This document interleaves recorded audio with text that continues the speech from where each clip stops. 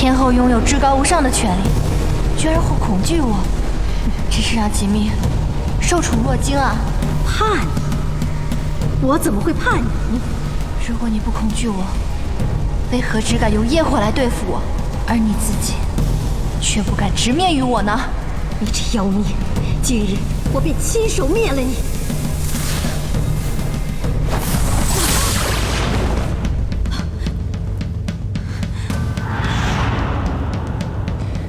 你这妖孽，竟想弑戮本座，真是自不量力！今日我会让你灰飞烟灭，武林聚散！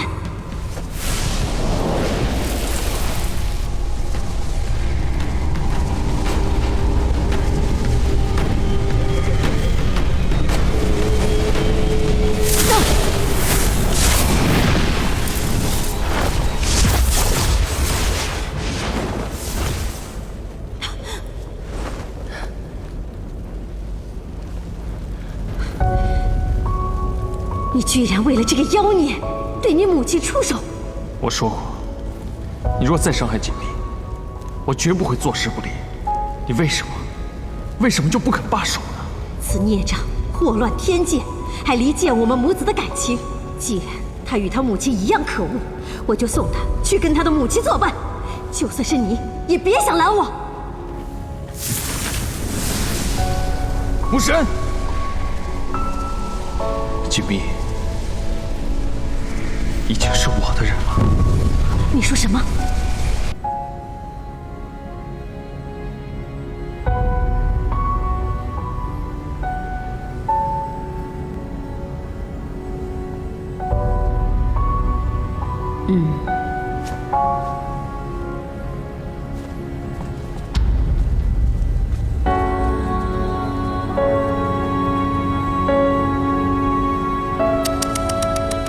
这天界是发生了何等大事啊！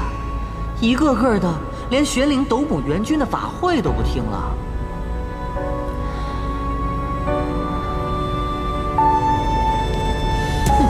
真是跟他母亲一样，不知廉耻。锦觅已经有了我的骨血。什么时候？可恶！你为了这个妖孽，居然编出此等不知廉耻的谎言。今日，就算他有了你的骨血，我也要一起焚了。你让开！凤凰，让开！凤凰，凤凰！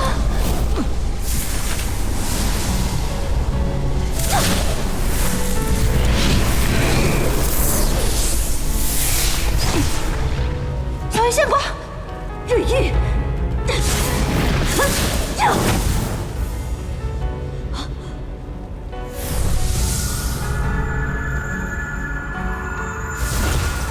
屠瑶，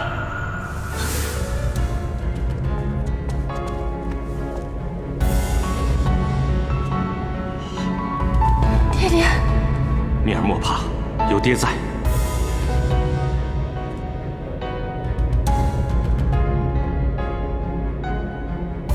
先生，蜜儿暂无大碍。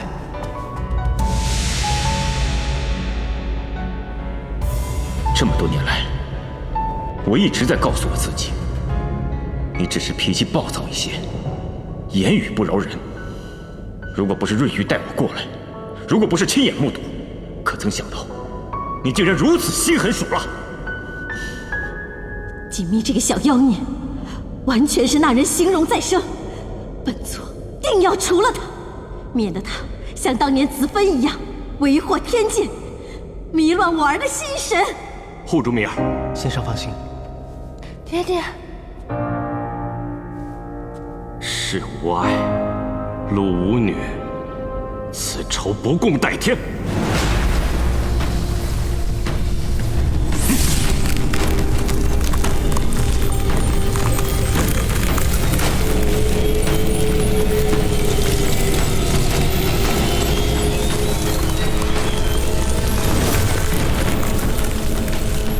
母神，哼！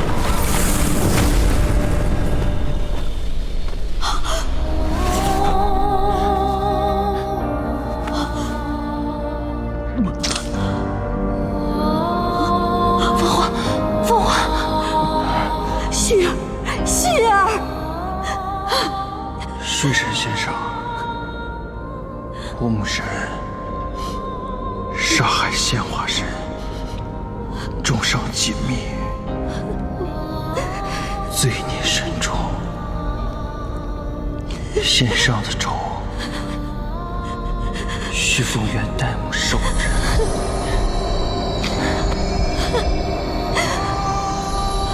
只求先生能定黄木神性命。心儿，什么？子芬竟是为你所害？子芬不愿让天界再起纷争，遗言与众人隐瞒此事。可是天后不见毫无悔意，今日又再添新罪。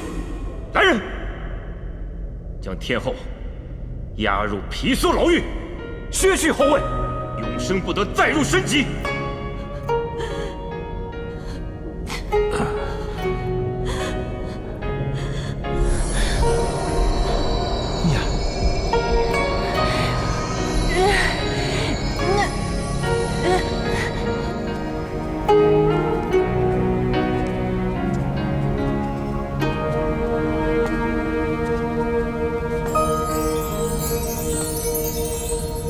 手握大地，右手握着天。干娘，他的报应终于到了。把时光匆匆兑换成了年，3000世如所不见。左手捻着花，右手握着剑，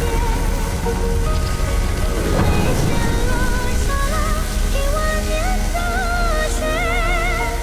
你的泪，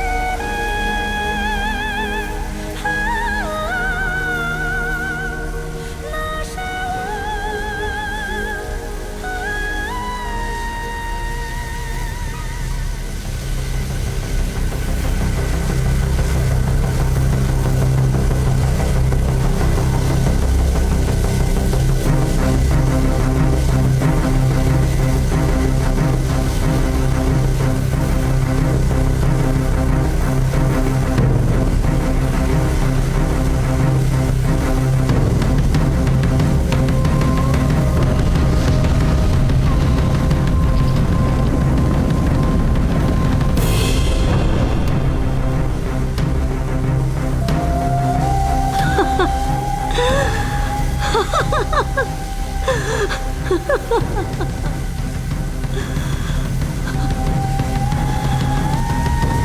这一局还没有走到最后，请你且等着。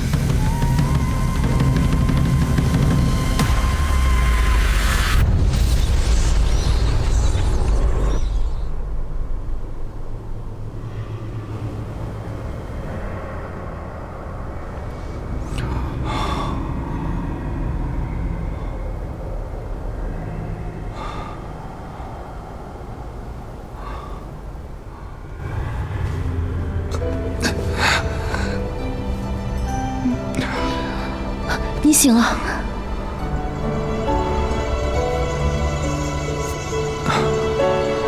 没事，我已和公主把话都说清了。公主何必还要救我？木慈，你因师姐天才受制于天后的事情，我已经知道了。这些年，难为你受了那么多苦。其实都不重要，我的族群早就已经不在了。我现在是一个永生不能见光的游离，苟延残喘之际。更何况，我与魔族有不共戴天之仇，我们灭灵族被视为不祥之族。公主何故？如果我告诉你，灭灵族并非不祥之族呢？当年，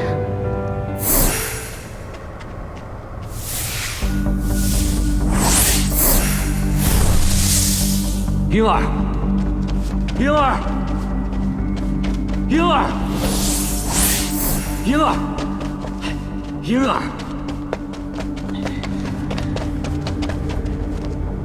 你刚学会遁影，切莫胡乱冲撞，伤了人。父王教我遁影，却还没我快。这洞中都是一些灵力低微的小兽，正好让你练练手。太好了。那边怎么了？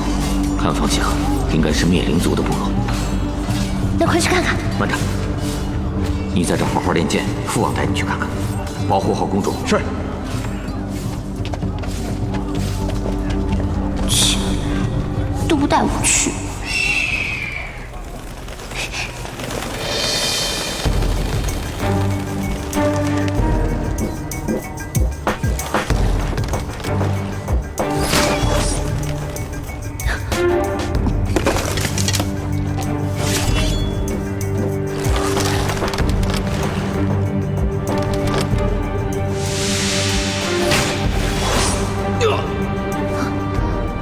这手怎么有点奇怪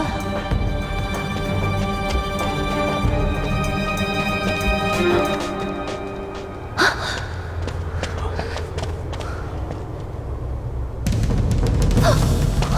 怎么会这样？不行，我要找父王来救他。公主，公主！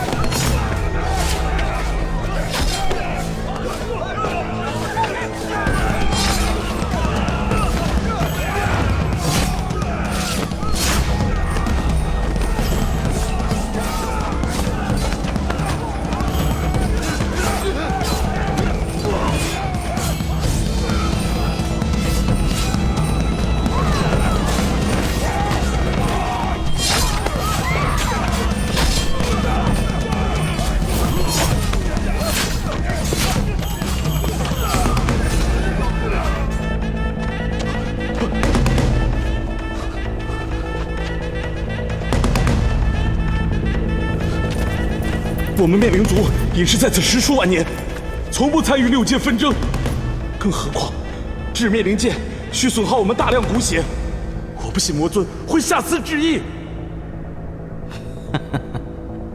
为何我等从未听魔尊下旨，让灭灵族走灭灵剑呢？那顾成王为什么要假传魔尊旨意啊？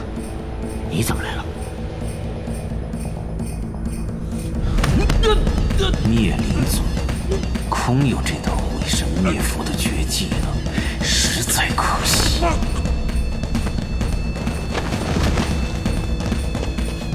大王，全族上下已搜完，没有活口。他竟然灭族！公主，我们来晚了一步，灭灵族全族已被灭。如今我们再去与顾成王争辩也无用了，若是被他发现，反而更麻烦。今日之事传扬出去，灭灵族私造灭灵剑，意图举众谋反。是，多亏大王及时压制，将叛族剿灭，才不致祸及6界。大王又立大功，小的恭喜大王！恭喜大王再立不世之功！本王的荣耀自然是你们的荣耀，待本王拿下6界，自然不会亏待你们。谢大王！本王还是来晚了一步。天意如此，大王不必过度自责。走吧。哎，父王，还有他，跟我来。父王，你快点儿！这。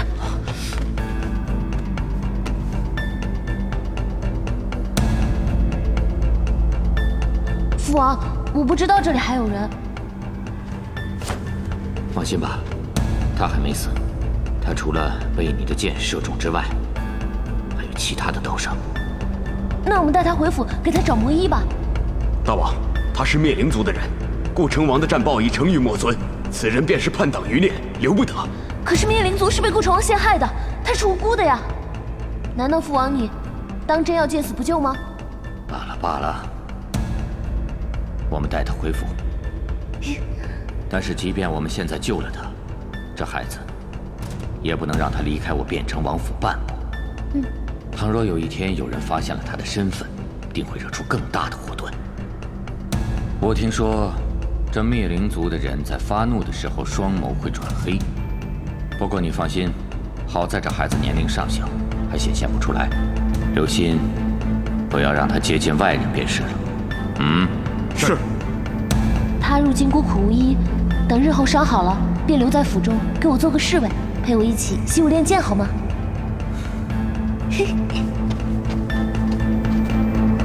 这孩子无父无母，是刘英狩猎时误伤而带回府中的。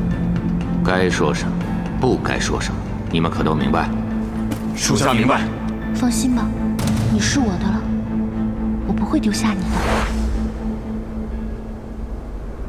我没有跟你说过这些事情，是不想让你陷入仇恨之中，也是为了保你平安。你若怨我，也是应当的。我无父无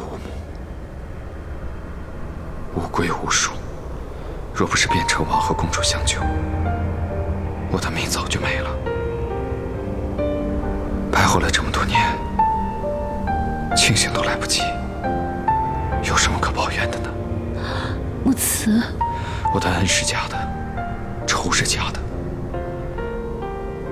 这么多年来，我为了复仇，为了报恩，颠沛流离，做天后傀儡。可到头来，全是一场笑话。可是你还有我。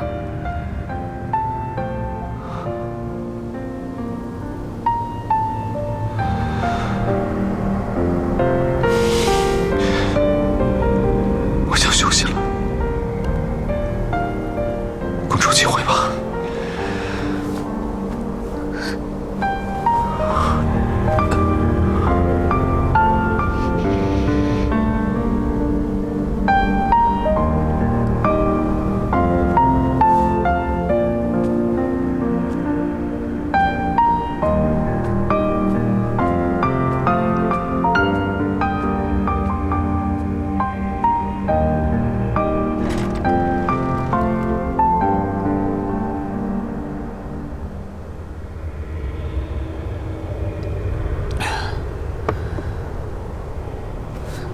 父王，你感觉如何？没事的，我休养几日便好，你无需担心。父王，这世界天残，当真无解吗？若是以业火之中的最后一劫琉璃净火，焚烧他体内的尸界天残的子虫，可以彻底根除木慈对于世界天残的依赖。父王，只是这样一来，他的寿命就只剩下10年了，而且他的灵力会慢慢的消退，最后形同凡人。10年？婴儿，我知道你对木慈的一番深情，可是这10年对于我们魔族来讲是弹指一瞬，而你却有大好的青春韶华呀。那我便用我的骨血为他续命。以你的灵力，恐怕是你先撑不过这10年。可我也不能让父王这般消耗灵力啊！父王，我该如何做才能救木慈啊？10年，形同凡人，我不能再拖累你。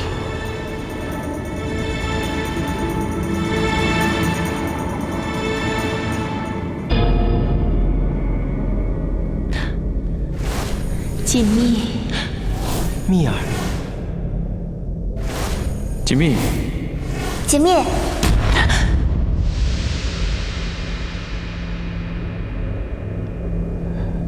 蜜儿，蜜儿，爹爹，爹爹，爹爹，又蒙眼了。莫怕莫怕，爹爹在你身边。爹爹，我娘我娘真的是天后杀的吗？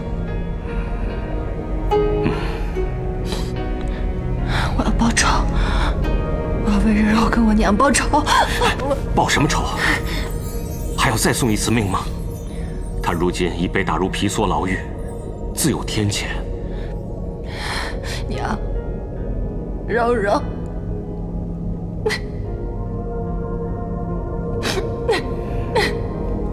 娘，柔柔。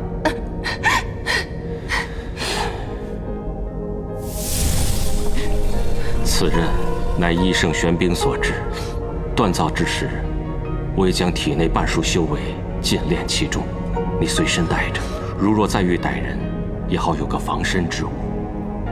半数修为，那爹爹，你的元神是不是？你的元神是不是也损伤了？爹没事，收好吧。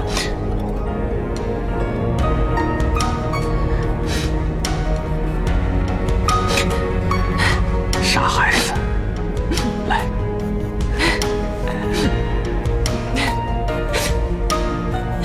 谢谢爹爹。不哭。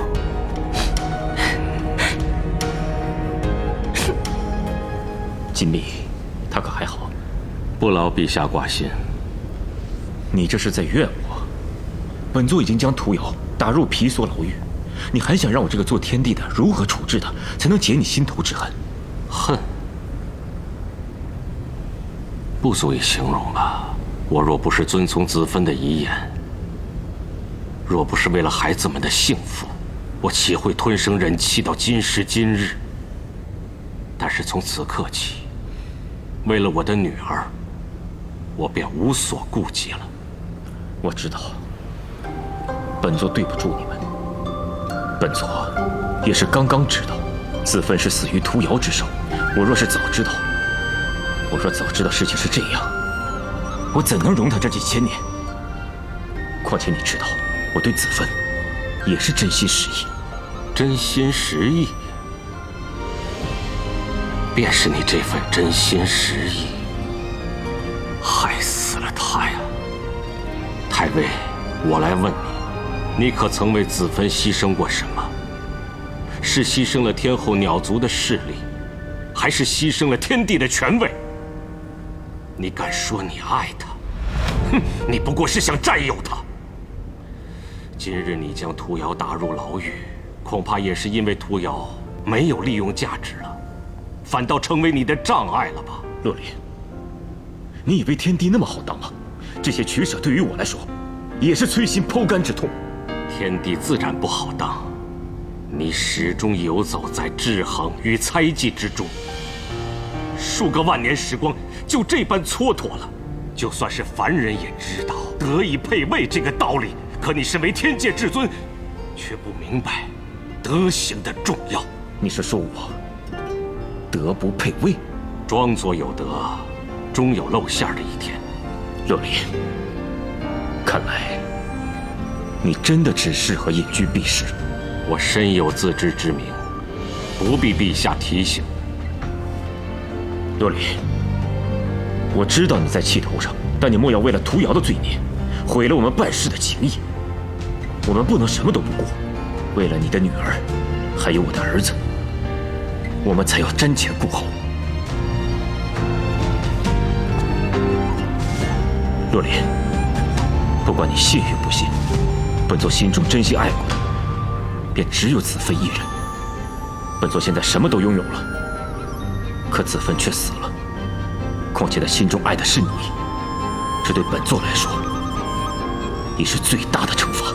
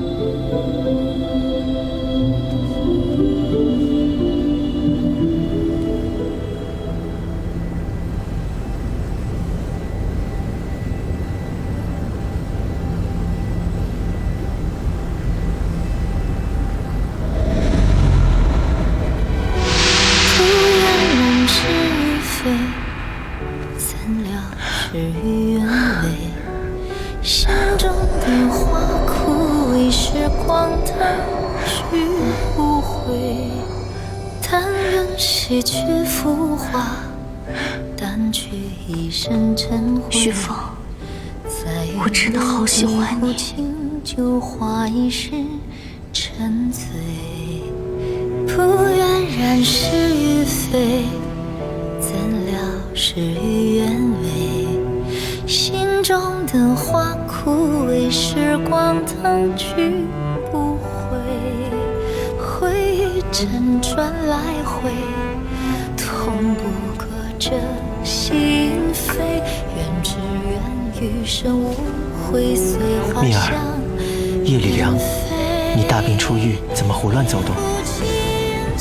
小鱼仙过为我受伤了，我来看看你。小伤，不碍事。不知道小鱼仙瓜跟多少仙娥有过肌肤之亲呢？润玉并非轻佻之徒，既然已与蜜儿定下婚期，便断然不会再与他人有半分肌肤相亲。原来我便是那轻佻之徒。蜜儿，缘何有此一问？可是润玉有何做得不周全之处？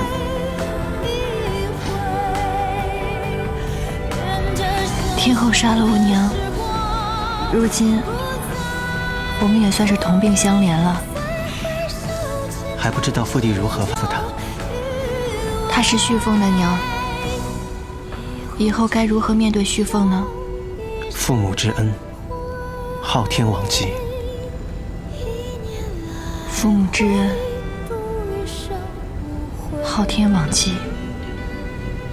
这些事情你就别想了，交给我吧，好吗？那我先回去了。我送你回罗相府。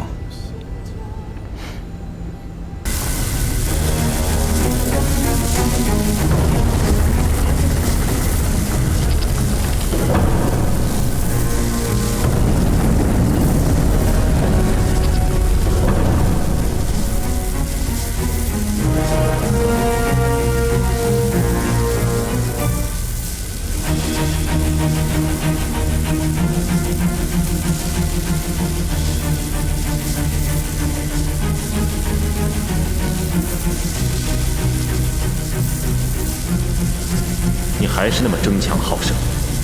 我不抢钱，难道等着你来看我的笑话吗？你我夫妻一场，一夕之间，眼见你从高高在上的天后沦为阶下囚，我又怎么能笑得出来？我和你大婚至今，你何时当我是你的结发妻子？屠瑶，你已贵为天界至尊，你还有什么不满足的？我自问，问心无愧。这些年来，你变本加厉，四处树敌。你不但用手段残害本座身边的女人，就连水神、夜神、锦觅你都容不得。你究竟怎样才能满足呢？问心无愧，陛下，这么多年你可曾扪心自问，你果真没有负过我？陛下难道忘了当初你是如何坐稳天地之位？天魔大战之时，若不是我鸟族将士身先士卒的话，够了！不，我要说，陛下那一次征战，鸟族不曾全力以赴，倾力相助。天魔大战，你身负重伤，你可知为了救你，我付出了怎样的代价？太尉，我这样待你，而你是如何待我？一朝登上至尊之位，别忘恩负义，朝三暮四，把我和你当初的盟誓忘得一干二净。住口！你自恃前功，党同伐异，滥杀无辜，灭龙羽族，杀素离，处侧妃，手段如此毒辣，我都不曾计较。可是我万万没有想到，就连子芬也是死于你的毒手。你屠戮上神，未免太过胆大妄为。子芬，我究竟所犯何罪？是屠戮上神，败坏了天罡，还是挂了陛下的心头肉，让你心疼了？你一次一次的背叛我，完全不把我们母子放在心上。他们都死了，还阴魂不散。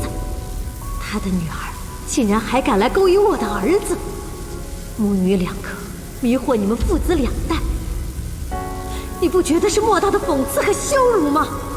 而我贵为堂堂天后，鸟族公主，难道我要一辈子活在她的阴影下吗？我本以为你能在此地有所悔悟，没想到你仍然是执迷不悟。你看看你现在这个样子，口不择言，面不狰狞，哪还有半分天后的雍容气度？分明就是一个人间的妒妇。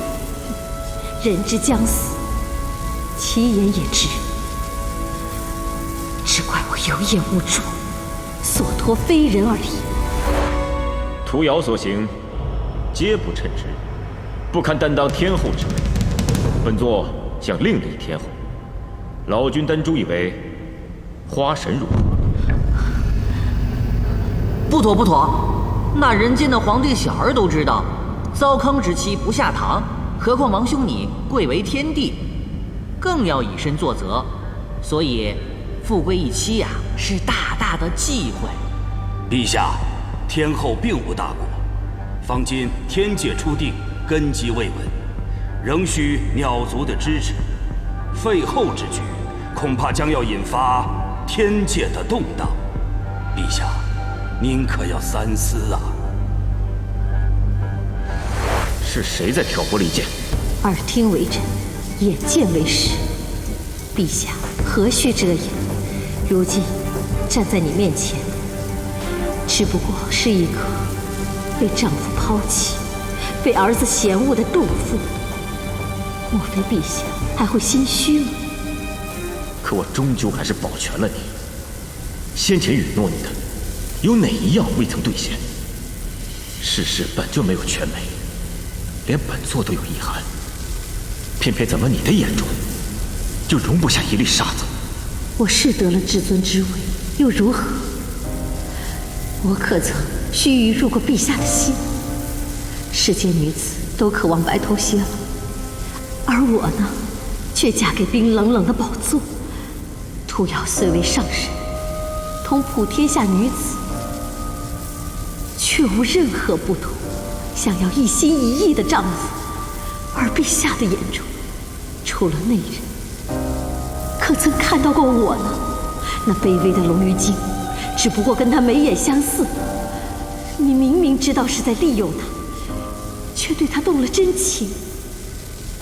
你可曾想过一个妻子的感触？你可曾体会得到用目光时时追随一个无情无义之人的悲哀？屠瑶，我心中念着子芬，确实是有愧于你，但我已经尽量的在弥补。你身为天后，却任性妄为，我哪一次不是对你忍耐纵容？只是你自己欲壑难平。忍耐纵容，我要的不是这些。我得不到夫君的呵护与珍视，受着一个天后的虚名。陛下可知这些年我是怎么挨过来的？我赴云深不久，你就动了废后之心。若非我有鸟族势力傍身，只怕在万年前，我便落得与今日相同的下场。那时我才终于明白，权力好，什么恩爱荣宠都是假的，只不过是过眼云烟。至高无上的权力，才不会化为乌有。就算你想得到权力，但你也不能不择手段。你已贵为天后，身后有鸟族傍身，你若能够安生度日，我也不会动你。不择手段？你我有何分别？当年你弑兄夺位，独揽大权，其实我们一样都是权力的囚徒。陛下，你是否记得当年我们的约定？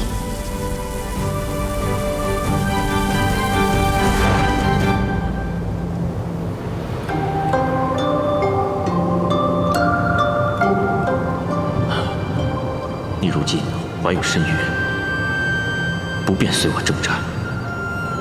倘若我这次战败身死，你就回1秒钟吧。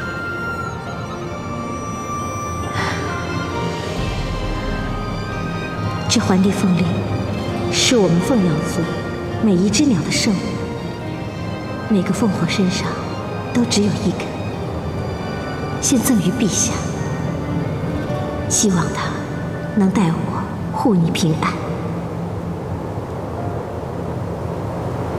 若是明日你战败了，我们母子就从这里跳下去，绝不会苟活的。我太尉今日立誓，此战告捷，如若旦子，必为太子。你我共享天劫。我最大的愿望，就是有朝一日，能够与你并肩站在这9重天的最高之处，笑看风云。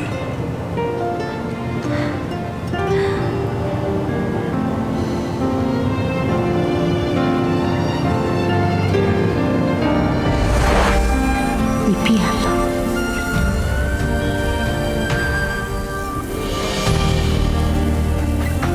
屠瑶，是我对不起你，但是此事已经闹到上青天，你天后的位子恐怕不保。若再不打压你们鸟族的气焰，恐怕难以服众。我早已料到如此，我这个天后当得够久了，真的够了。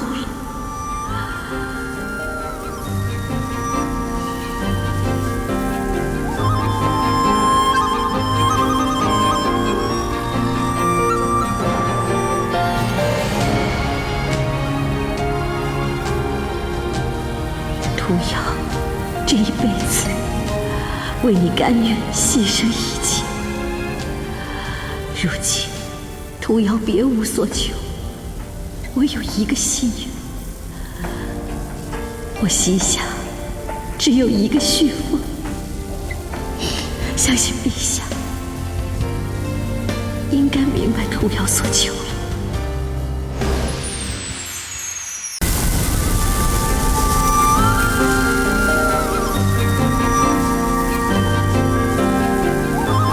屠瑶，这一辈子为你甘愿牺牲一切。如今，屠瑶别无所求，我有一个心愿，我膝下只有一个旭凤，相信陛下应该明白屠瑶所求了。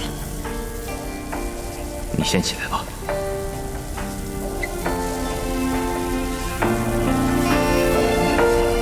我本有心一怒传位旭凤，奈何你不修福德，不得人心，连累了我们的孩儿。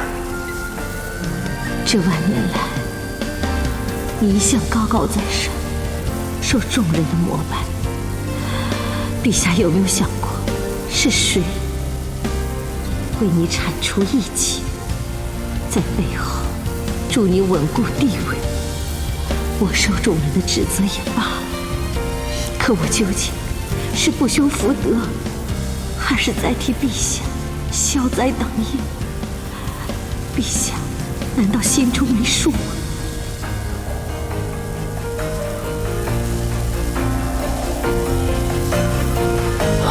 好，我答应你，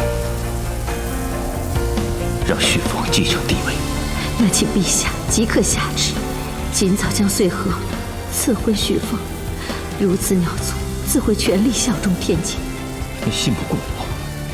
只要陛下为我儿旭凤做长远的计划，徒瑶别无他求，也甘愿受死。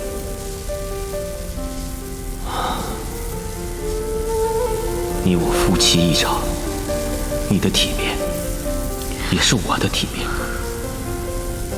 我不会让你死的。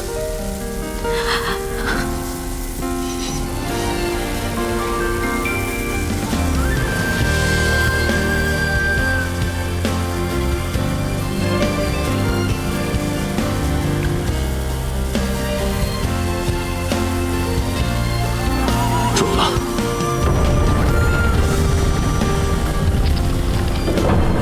结发为夫妻，恩爱两不疑，生当复来归，死当长相思。太尉，我们终究走到这一步了。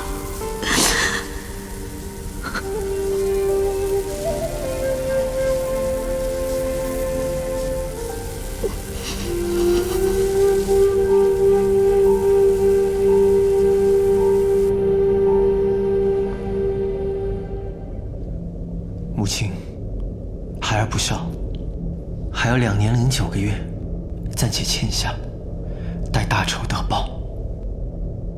孩儿定会以龙鱼族之志，为您手足全孝。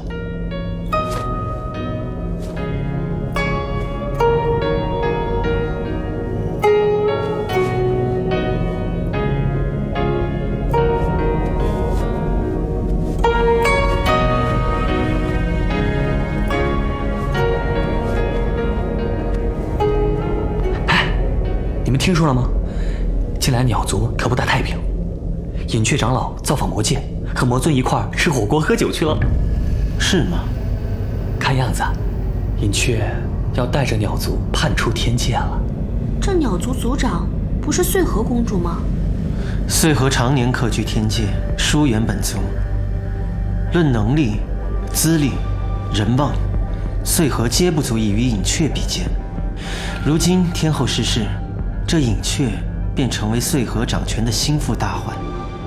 若说是天后授意穗禾构陷隐雀通敌，铲除异己，也未必不值得一信。那若真有此事呢？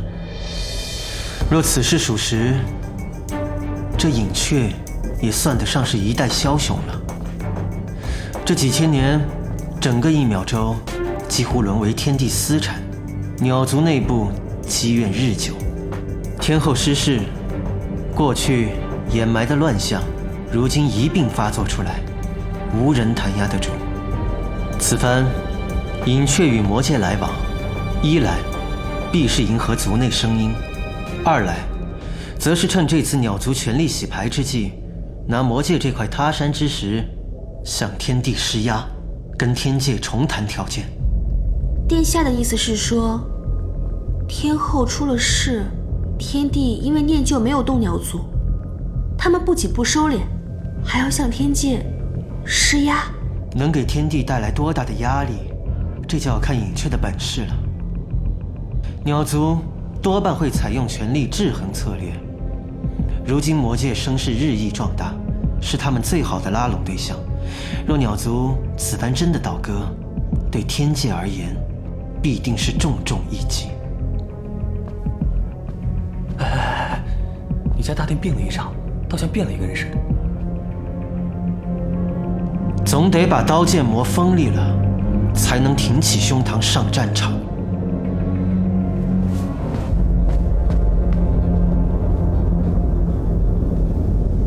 你的伤可好些了？谢父帝关心。旭凤小伤无碍，只是母神还望父帝能念在多年的情分上，从轻处罚。我去看过你的母神，他对我说，他愿意认罪伏法，唯独不放心你的前程。母神是为了我，才做了许多错事。旭凤该替母神分担一半罪责。唉，这与你何干？本座本就有心传位于你，将来你与穗禾联姻，稳固住鸟族的势力；润玉与锦觅联姻，便可收入水族势力。那我天界便稳如磐石，四海皆安宁。我对穗禾，本座知道你心里想的是谁，可那是你兄弟之妻呀！你这样做，不怕沦为天界的笑柄吗？况且与天界稳固相比，孰轻孰重？你若要坐这个位子，便要有许多取舍，锦觅便是其中之一。若非要旭凤取舍，我宁愿选锦觅。你以为自己只是个随随便便的散仙吗？你上次跟锦觅私自下凡，已经胡闹了一场。如今，你还罔顾本座与水神定下的盟誓婚约，你就本座将来如何放心将天界交于你？不是旭凤不知轻重，只是锦觅对于我比其他更重要，还望父帝成全。大胆！父帝莫要动怒。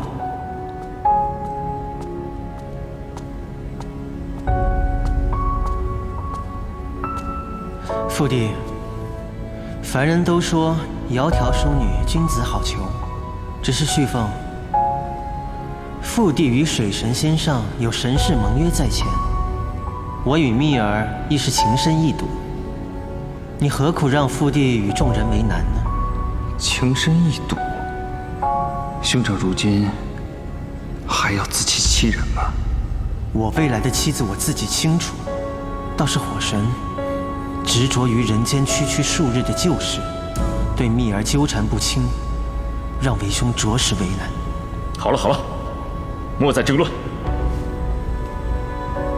你们两兄弟本该为本座分忧，可是如今却兄弟戏强，这成何体统？日月，召你前来，乃是你的婚期将至，你该筹备的便筹备起来吧。此次乃是本座长子娶亲，乃是天界几千年来未有的喜事，务求尽善尽美。天府里的各种珍玩财宝，你可以随意调用。谢父帝。父帝，恳请父帝取消锦觅与大殿的婚约。我与锦觅确实……住口！这些年你母亲骄纵的你，简直是无法无天了。如今竟然连兄长的妻子也敢觊觎，简直是天界的耻辱，家门不幸。看来我对屠瑶的惩治还是太轻了。此事是我一人主张，与母神何干？父帝要罚，便罚我吧。好，火神旭凤听旨，儿德行不修，怪力悖逆，不得人心。即日起解除兵权，交出赤霄剑，责令其闭门思过，改过自新。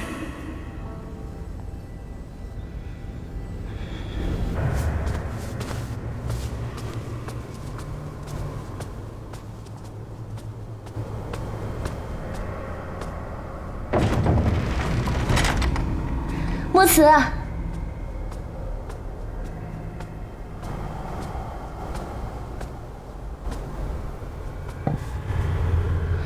墨慈，墨慈，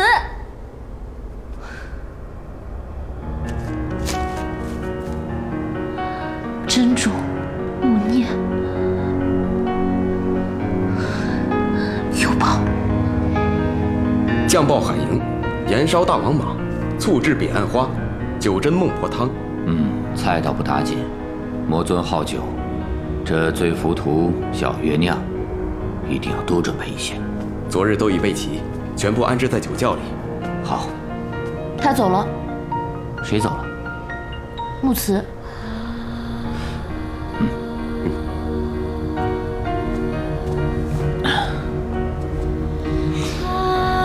你可曾仔细的找过了？就留下这4个字，又走得无影无踪。这孩子肯定是知道自己身子的事了，你跟他说了？怎么可能？这孩子一向心思重，他一定是怕拖累了我们。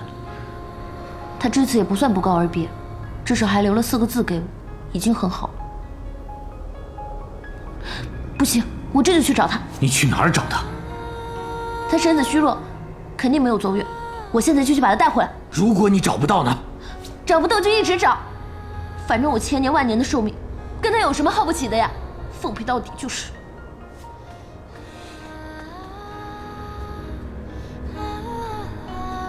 木慈，你在哪里？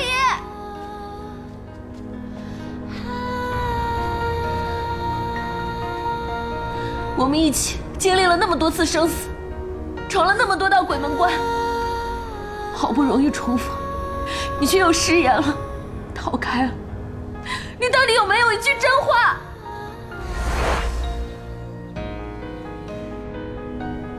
你要是觉得这是错的，我愿意这一辈子都跟你错下去。我们一起刻上的名字，一起消磨的时光，即便过了千年万年，都不会消失，会成为我们之间永远抹不掉的回忆。不愿染是与非，我们不是说好了吗？你不要以为这样我就会放过你。就算我把6界翻个面儿，我也要找到你，找到我老，找到我死。木慈，你给我挡着！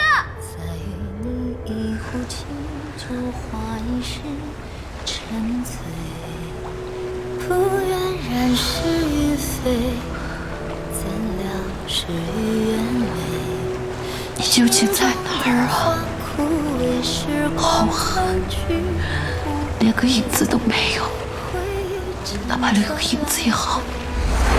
我没得选，但是公主可以选。忘了我。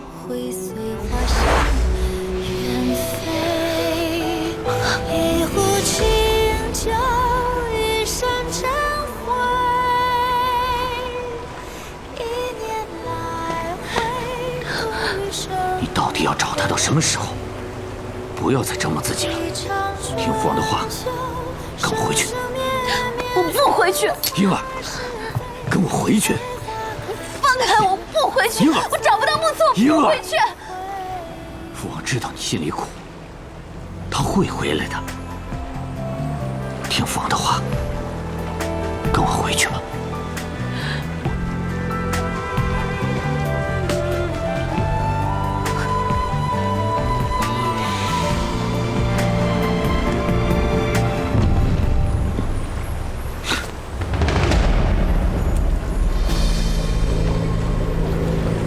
这不是我们魔界大长老秦城王的私印吗？这60多年来，大长老一直是云游四海，行踪不定，无人知晓。这私印你是从何处所得？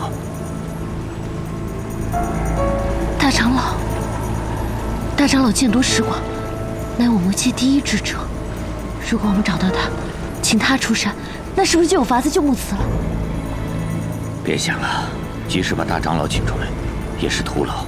还是那句话，世界天残，除了找到天界修行火系法术之人，无解。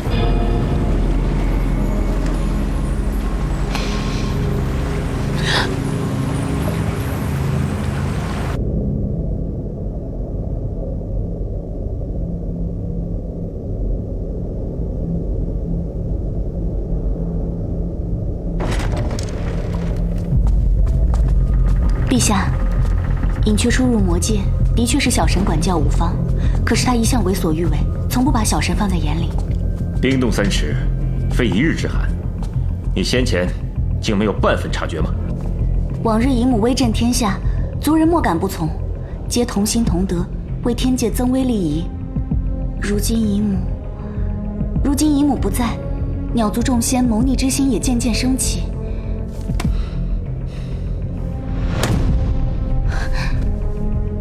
这鸟族究竟谁在当家？是穗禾无用，竟连小小的鸟族都管理不善，还望陛下治罪。陛下，穗禾院戴罪立功，请求让火神殿下出兵，随我前往1秒州，助我拨乱反正。事情尚未查证清楚，急什么？这兵是一定要备的。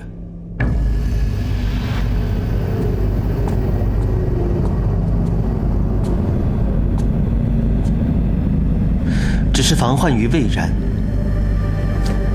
启禀父帝，孩儿在此查阅典籍，扰了父帝议事，请父帝恕罪。无妨，你既然来了，就一起商议一下。你接着说。父帝，鸟族一向忠于天界，多是些忠义良善之事。只此非常时期，人心思变，怕是受人挑唆，一时受了蒙蔽而已。孩儿以为，父帝可下旨宣谕，加以安抚。一则彰显我天界仁术之道，二则那些别有用心之徒的离间之计，也可不攻自破。此次有人趁虚而入，妄图分化我天界与鸟族，此风断不可长。儿臣恳请父帝简拔特使，率一部天兵亲赴1秒州，详加调查隐雀等鸟族长老，严惩幕后之人。夜神此言颇合吾意，你即刻草拟一道诏书，宣谕天加善旨。润玉领旨。我削了旭凤的兵权，这特使和驻军。父帝，鸟族并未真乱，只需防微杜渐，稍加威慑便好。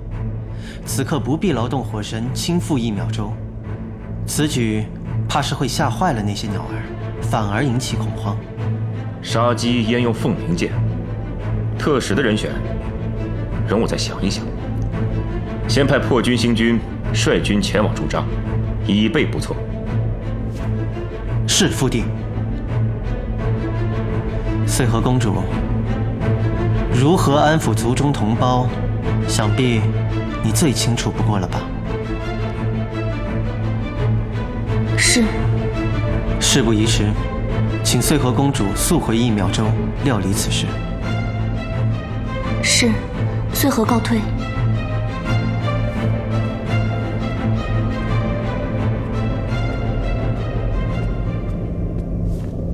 那孩儿也先告退了。哎，你等一下。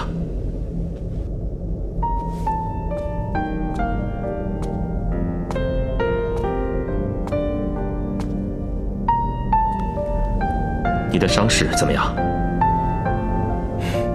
多谢父帝挂碍，已无大碍。我看你最近时常出入这醒经阁，都在读些什么书啊？孩儿最近发现了几本上青天有关修身养性的典籍，正在研读。很好，你一心向善，好学，这是好的事情。但是那些有关天使和兵法的书，也要看一看。你笑什么？孩儿只是忽然之间想起了幼时的那位开蒙恩师。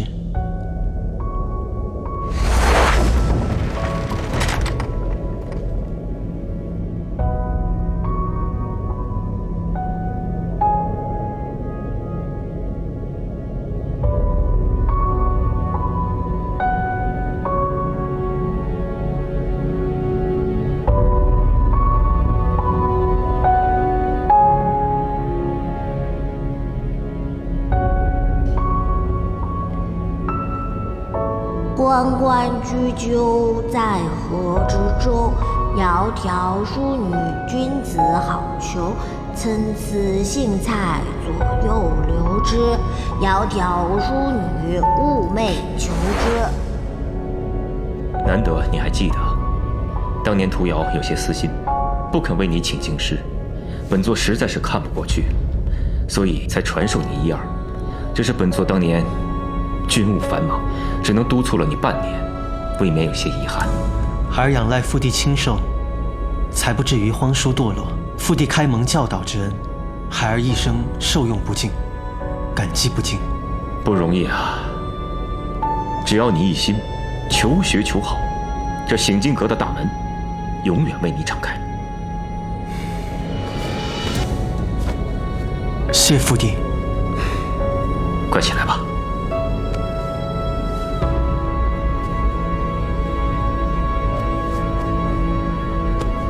凡人皆说，皇帝重长子，百姓爱幺儿，有理啊。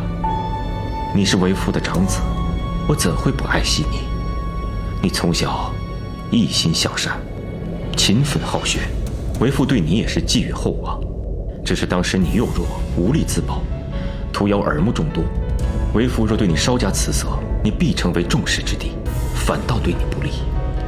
父帝苦心孤诣，加以保全，孩儿岂会不知？我当年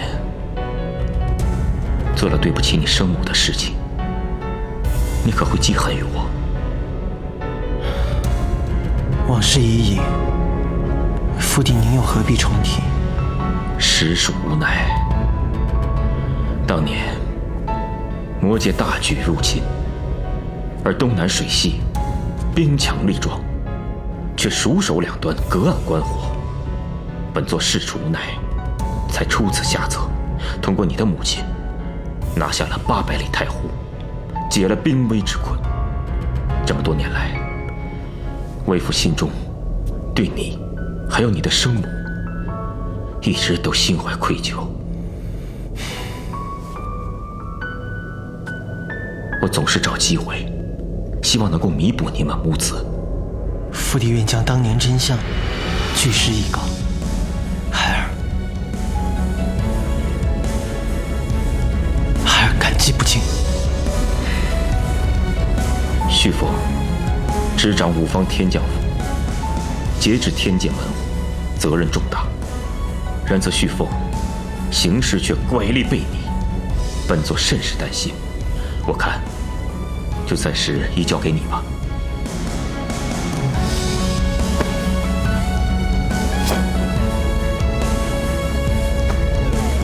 润玉领命，润玉必善始尽忠，不负父帝厚望。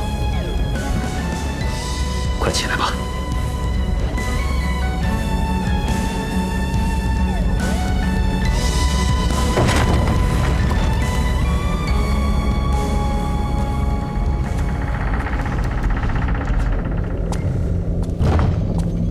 方才多谢殿下解围。天行有常，自有因果。我无非是不忍见鸟族生灵因天后之过，公主之失，无辜受累罢了。举手之劳，公主不必挂怀。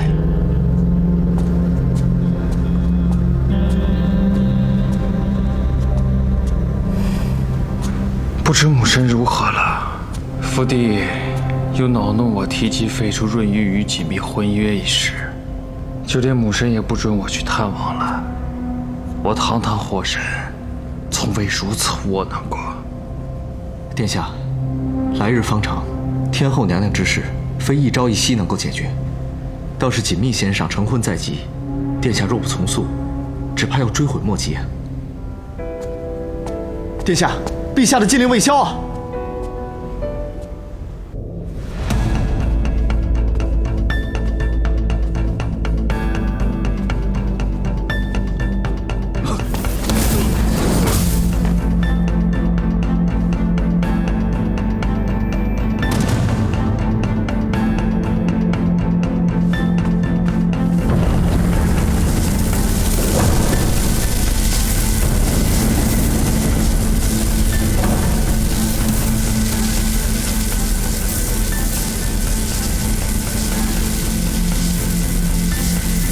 姨母，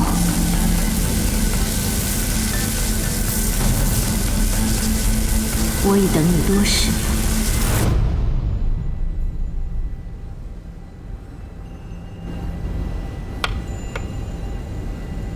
先生，承让了。妙啊，武士手后发而之人，胸怀全局，稳扎稳打，欲我鲸吞妻子而不动于心，稳操胜券。先上谬赞。润玉常年不兴，只觉得这异道与不兴也有异曲同工之妙，棋盘如天幕，棋子如星辰，一颗小小的星星便可撼动全局，何其相似！围棋黑白二字，代表着天地阴阳，有正反，有冲突，有胜负之心。这与不兴时仰观宇宙的求道之心大不相同。难得你能融会贯通啊！棋局如战场，一子千钧，生死攸关。若无胜算，又何来求道之心？守孝3月，殿下的心境同从前大不相同了。我龙鱼一族，惨遭灭顶之灾，生母惨死，润玉又岂能无动于衷？哪怕是为了我与蜜儿的将来，也唯有抱必死之心，活出性命，奋起一战。先生，火神殿下求见。小神拜见先生。啊，火神驾临，有失远迎，不知殿下今日到访有何贵干？小神今日前来，一是来探望锦觅，二是带母神来向先生和锦觅赔罪。小女体会神法，不宜见人。天后多行不义，自有天规处罚，好意心领。火神请回吧。先生，蜜儿刚从鬼门关里出来，先生正在气头上，你就别再火上浇油了。你若真心为他好，不如就先回去吧。大殿在此，只是殷勤周知，做得孝子贤婿，就如出入自家的玄机宫一样。锦觅是我的未婚妻子，她受伤，我自当照顾周全，不劳火神费心。如此，真的是为锦觅好吗？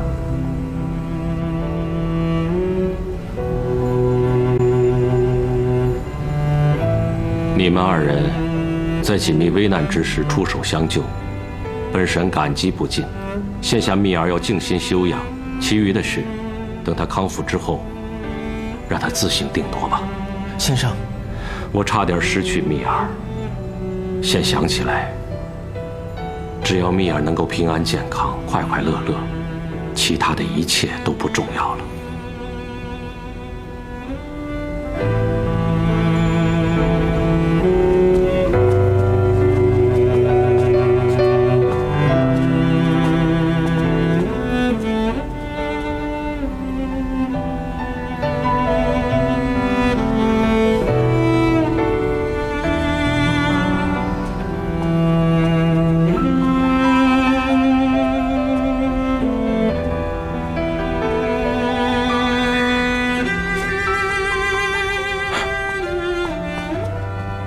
锦觅，你身体好些吗？你的伤如何了？好点了吗？小伤，没事儿。你下次莫要再来了。你为什么这么说？你出来，就为再一次给我下诸葛令。跟我走。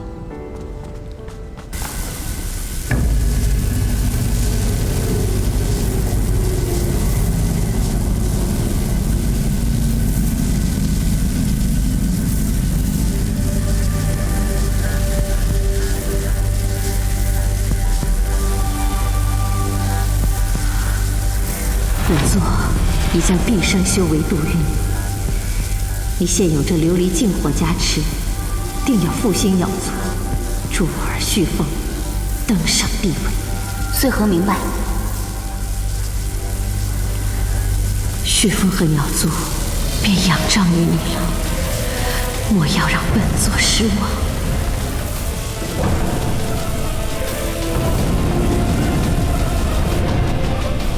姨母，穗禾定不负所托。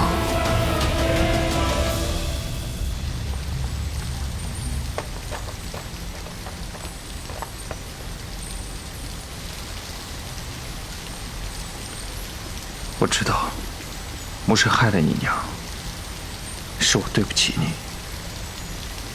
那夜对你毫无意义吗？你与穗禾，我与小鱼仙瓜，如此甚好，这样大家都称心如意了。什么称心如意啊？你把话说清楚。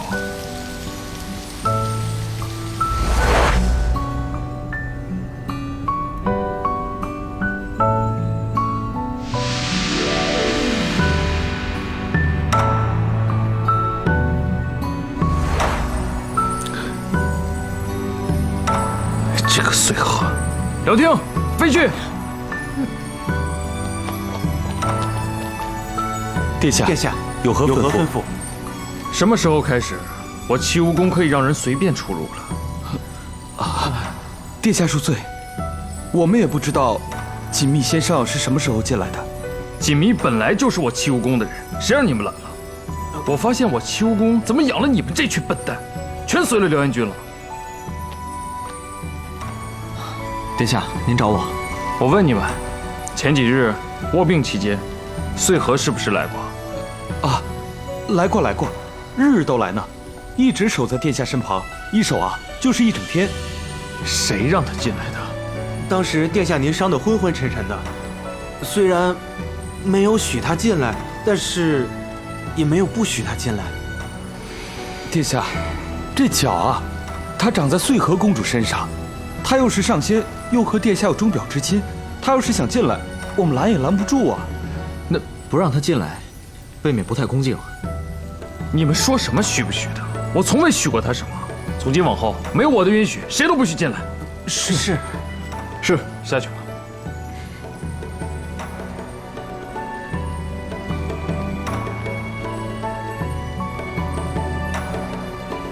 你是不是吃醋了？我没有吃醋。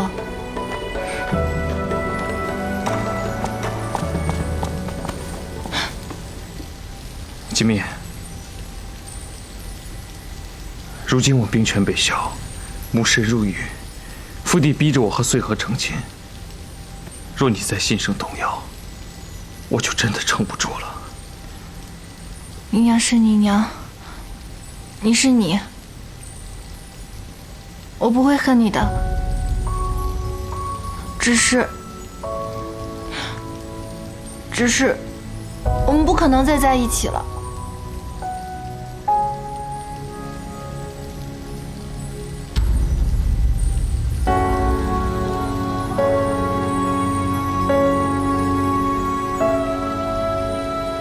我明白，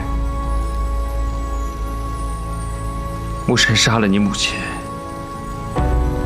我知道我现在没有资格再奢求和你在一起，但我只想替母神赎罪。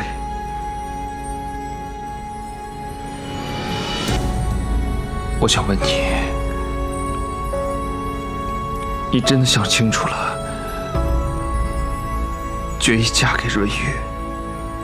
只要爹爹跟小玉仙官能够开心就行了。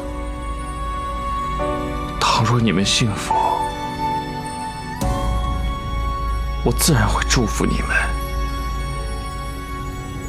但我知道你不爱润玉，你嫁给他，怕是不会幸福的。总之，我们不能在一起。如果我们在一起了，爹爹跟小玉仙官就会伤心。如果我们不在一起，我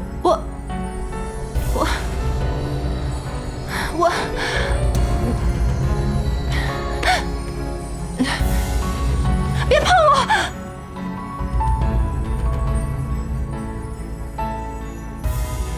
我不知道会怎么了。只要你靠近我，我的心就特别的疼。你一靠近我，我就会特别的难受。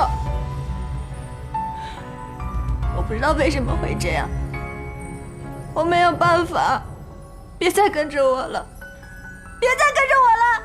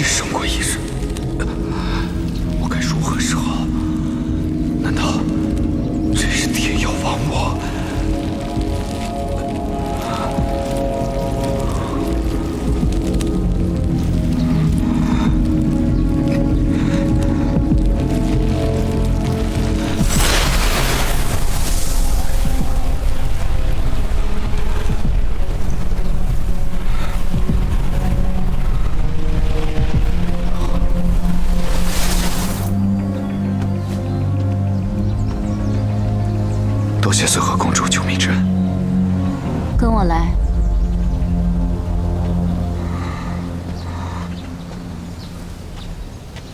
灭灵剑是以我灭灵族族人的骨血相铸而成，奇缘铸剑这些年，骨血已快耗尽，虽有天后的仙法勉力维持，但已形同废人，恐无法辅佐仙圣，成就大业了。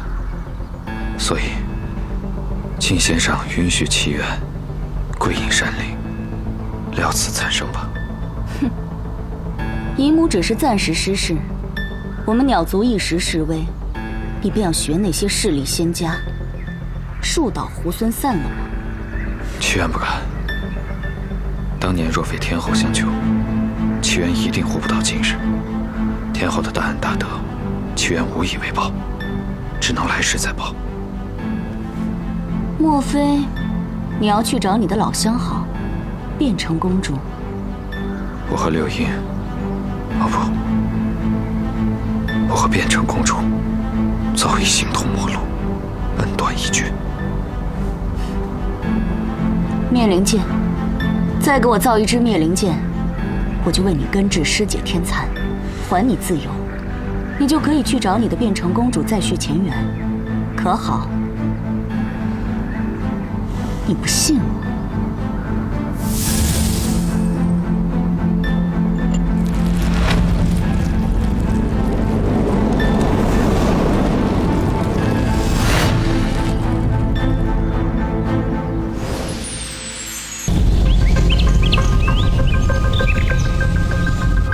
再给我造一支灭灵剑，我就为你根治尸解天残，还你自由，你就可以去找你的变成公主再续前缘，可好？你不信我？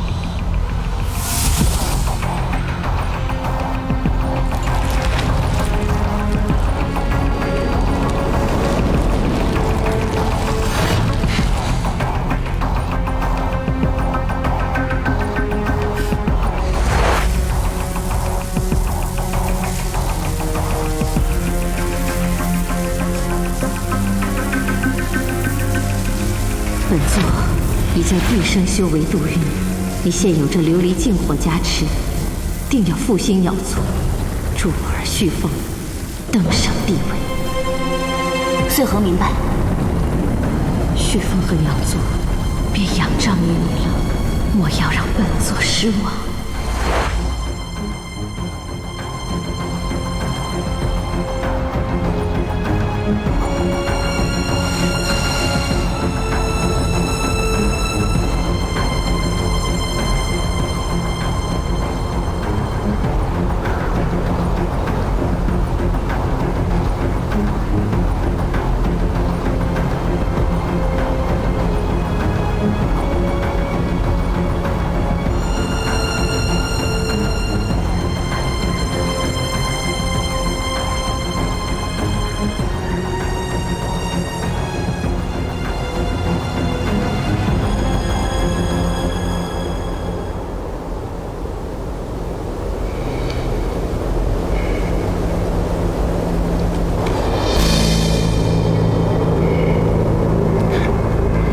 夜神殿下果然高招，这棋无论我如何下，终是没有胜算了。长老这边认输了。纵使再挣扎，撑得须臾，结果也不会有所改变了。唉，隐雀认输。能与夜神殿下这般高手过招，乃是隐雀耻荣。你说什么？鸟族粮仓皆空了？自花界上回断我鸟族吃食之后，花界与鸟族的关系便已有所不睦。如今花界虽未断了花草谷物的供给，但数量远不如从前，粮仓也一直囤不下食物。如此重要之事，你为何不早些呈报？隐雀长老求见。让他进来。是。你先下去吧。是。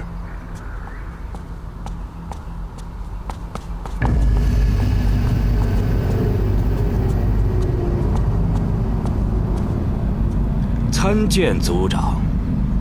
鸟族近日的粮灾饥荒，不知族长可有耳闻？长老这是何意？穗禾身为鸟族族长，此等要事自然清楚。那便最好。我还担心族长日日在天界流连，早已忘了我们这些同族。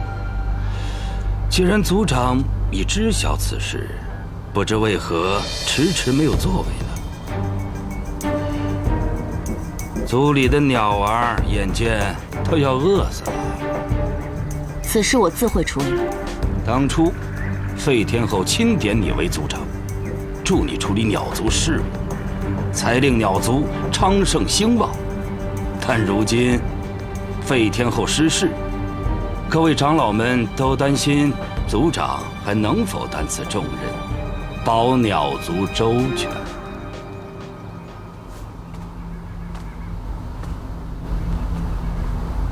3日之内，我会妥善解决粮灾。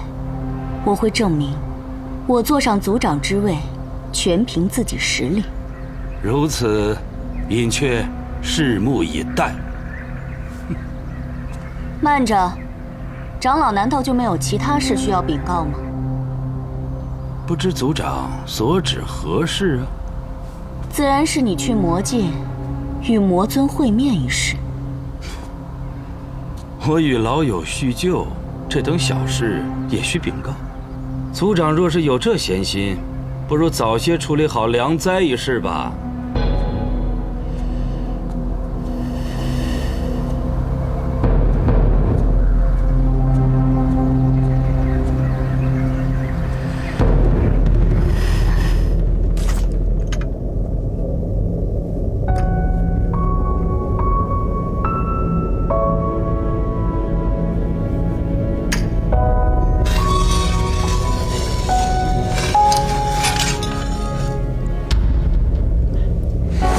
续奉执掌五方天将府，节制天界门户，责任重大。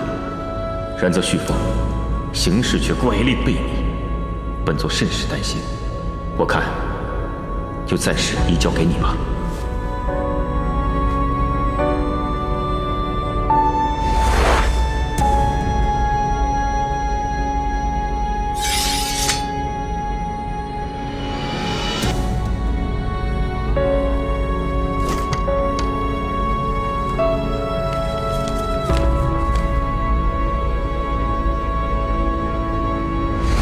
鸟族穗禾启奏，我鸟族生命素以花谷为食，花界虽已恢复供给，然断粮数年，以致鸟族粮仓日渐空虚。今鸟族生灵性命堪忧，遂恳请天界开仓赈济，以解鸟族燃眉之急，叩请圣裁。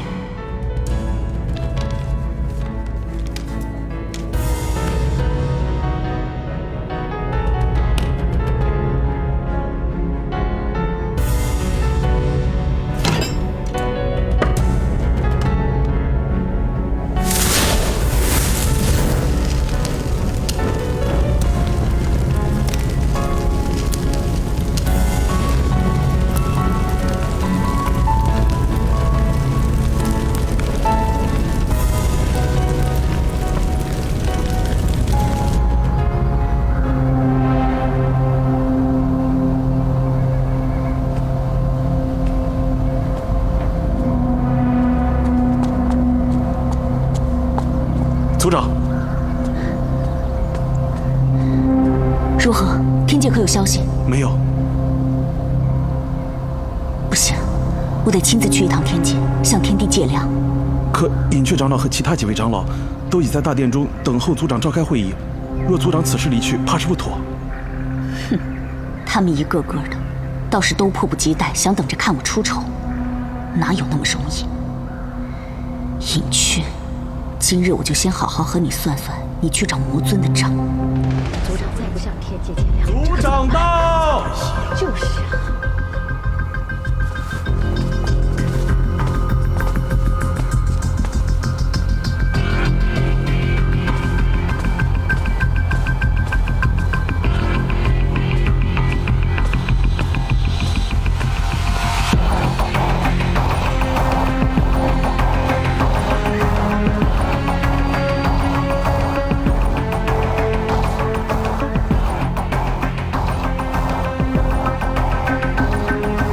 3日已到，不知族长可有了法子解决此次的良灾？我已向天界奏明此事，天界却迟迟未肯借粮，怕是与隐雀长老有关吧？鸟族遭受良灾，天界不肯借粮，可这事儿与隐雀长老何干呢？隐雀长老几日前去魔界与魔尊会面，此事传入天帝耳中，天帝对此很是不满，觉得是我们鸟族起了反心。若非我向天帝成明，鸟族对天界一片忠心，天帝怕是早就出兵镇压鸟族了。隐雀倒不知去魔界与魔尊叙个旧，竟引出这般事端。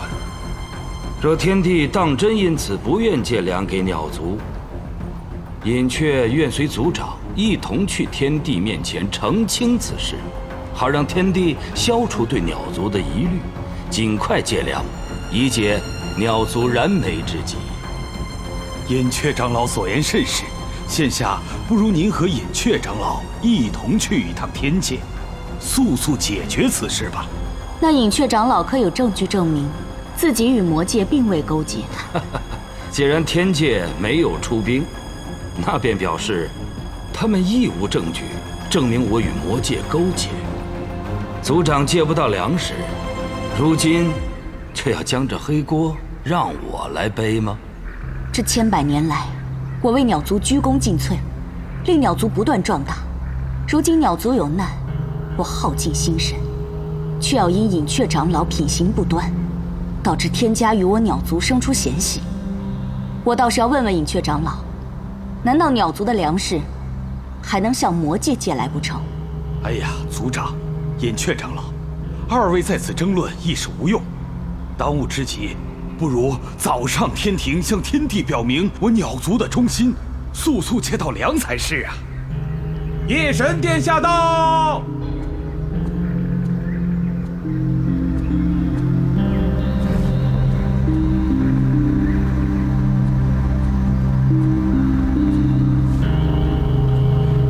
参见夜神殿下。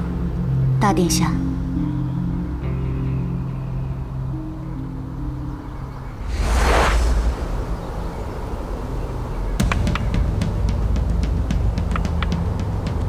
夜神殿下今日前来，怕不只是为了与我下棋吧？听闻长老近日密会魔尊，不知商议了些什么？原是为了此事啊。我与魔尊不过是叙叙旧，聊聊天儿，不曾商议任何事情。你们聊了些什么？外人无从得知。不过此事已经上报天庭，若是有些无中生有的猜测，也是在所难免的。万一天帝当真误会了些什么，恐对鸟族不利。天帝命我彻查此事，隐雀长老认为润玉应该作何回复？隐雀愚钝，不知夜神殿下何意？我知道，这些年来，天界对鸟族控制颇多，但当年龙鱼族覆灭之后，废天后亦是将太湖这等富庶之地交予鸟族。鸟族这几千年来比之从前，已是繁荣昌盛了许多，也该知足了。夜神殿下到底想说什么？但说无妨，隐雀一向不喜欢拐弯抹角。既然长老不喜欢拐弯抹角，那润玉便直说。其实此番前来是有一事希望长老帮忙。我一个无权无势的鸟族长老，恐怕帮不上夜神殿下什么忙。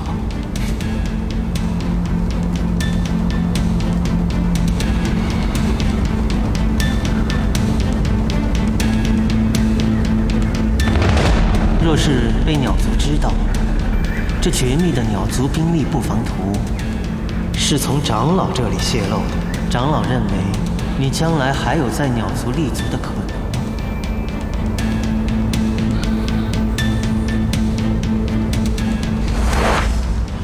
润玉今日是作为天界特使，奉天帝之命，押粮至此，解鸟族饥荒之困。多谢殿下特此前来押粮，穗禾与鸟族上下感激不尽。今日前来，还有一件要事需要解决。不知殿下还有何事需要解决？穗禾愿倾力相助。前不久，隐雀长老私自前往魔界，与魔尊会面一事，相信大家都已经知晓了吧？隐雀长老私自密会魔尊，暗藏祸心。夜神殿下若要惩治他，穗禾定全力配合。但鸟族对天界一向忠心，还望殿下莫要怀疑。穗禾族长似乎迫不及待想要治隐雀长老的罪了。穗禾公主曾向天界请兵，要派天兵回一秒洲拨乱反正，但天帝并不相信鸟族会有异心，并命我要查明原委。我今日前来，便是向各位告知调查的结果。隐雀长老前往魔界，纯属私交。各位切莫要因此事影响了鸟族与天界的关系。原来不是天帝要镇压鸟族，竟是你向天帝讨兵对付隐雀。穗禾那日不过是情急之下才做此提议的。确实如此，幸好未酿成大错。不过鸟族粮仓空虚，闹起饥荒，你却置之于不顾，反而在此讨伐隐雀长老。穗禾公主未免有些本末倒置了。我何时置鸟族粮在于不顾了？早在3日前，我便已上书天庭借粮了。天庭并未收到你的奏报。怎么可能？若非隐雀长老昨日亲自上天界将此事告知，天界不知道要到何时才会知晓此事。穗禾，你不配做鸟族的族长。对，你不配做我们鸟族的族长。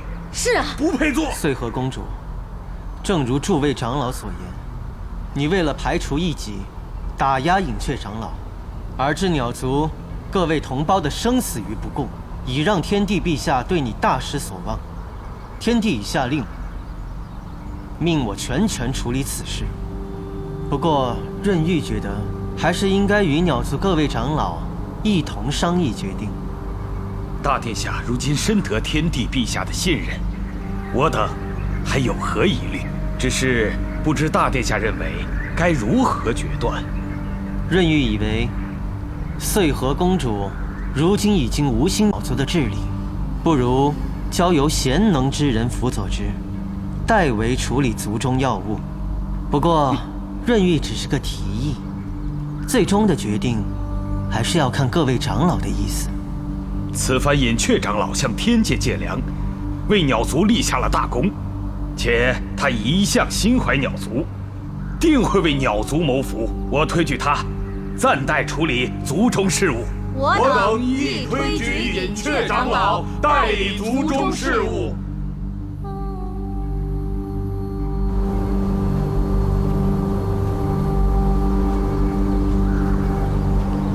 夜神殿下慢走。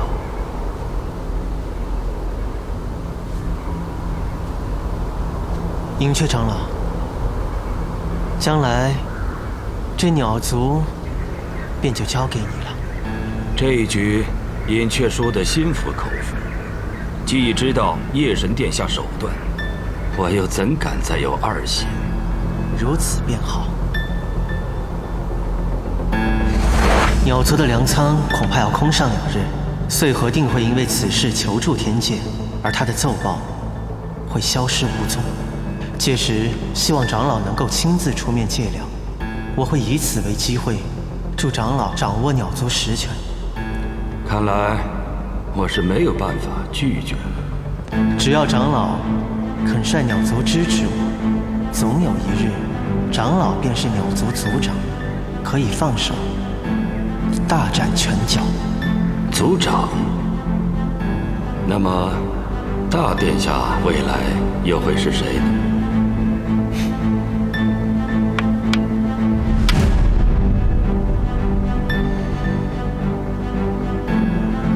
夜神殿下果然高招，这棋无论我如何下，终是没有胜算。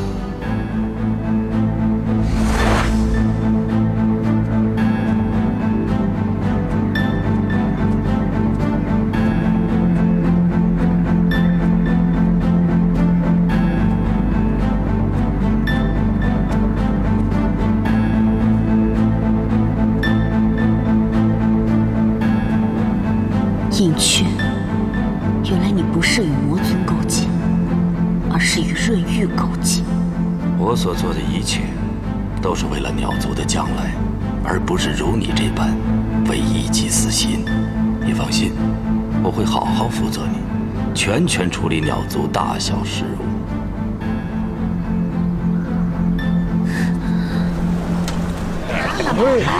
这个也是，我跟你说，这只要7年的灵力啊！你看，木子，不管你去到哪里，我都一定会找到你。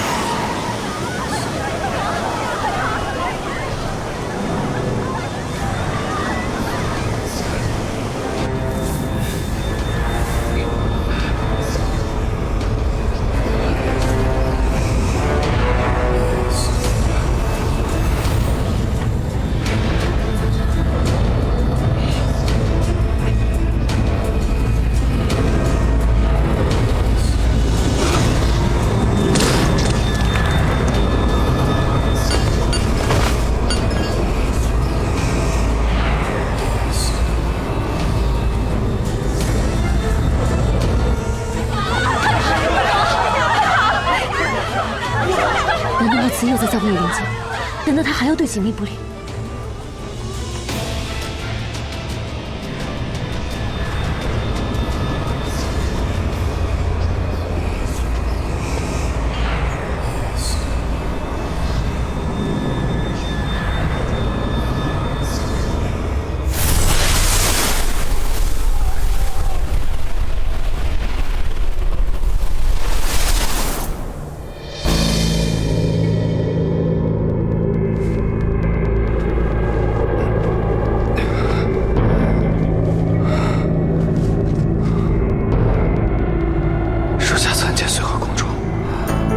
你现在便去天界，替我杀了润玉。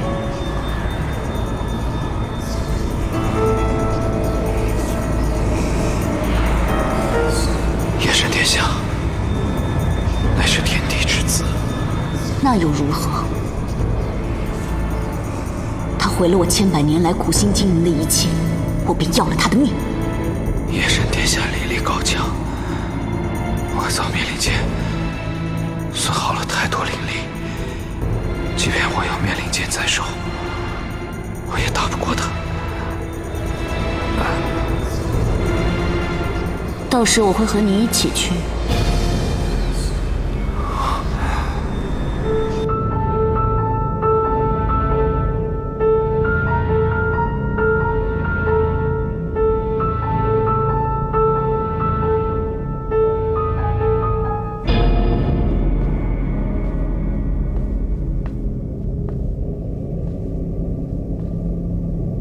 干娘若知你如此记挂他，一定深感欣慰。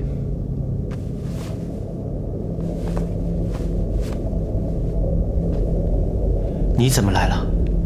我听说鸟族的权力皆由隐雀长老接手了，想必这一切和大殿下脱不了干系吧？看来你已经开始动手了。我只不过是想完成娘亲的心愿而已。但当初干娘为了这个心愿，做了很多错事。你到底想说什么？我只是希望大殿下不要步他的后尘，只怕最后错了多了，忘了初心。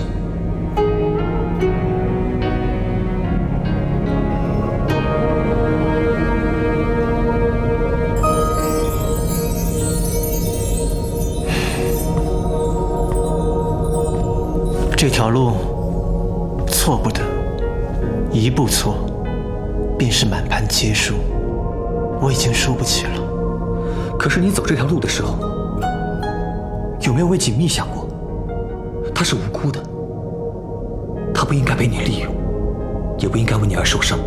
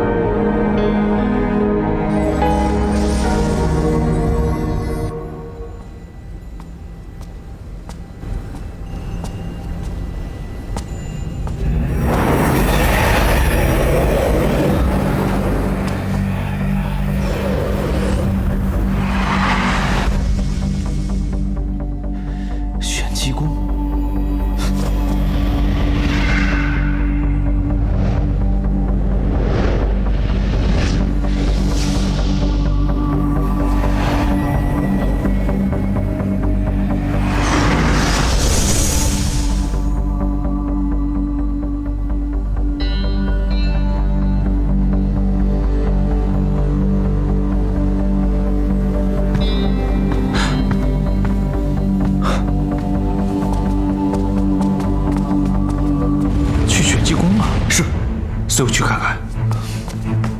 小鱼仙瓜，小鱼仙瓜，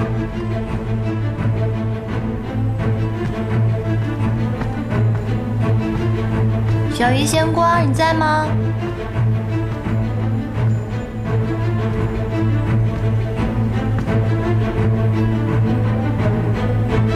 好吧，救命之恩无以为报，今日特地前来拒不见你，就把他留在此处了。没想到润玉不在，你倒是送上门来了，如此甚好。机会千载难逢，你现在给我用灭灵剑杀了他！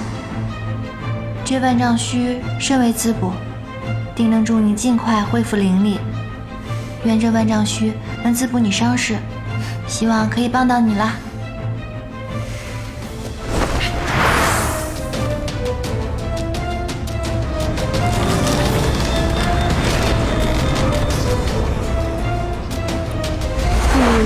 我们就在这凡间做一对平凡的夫妻。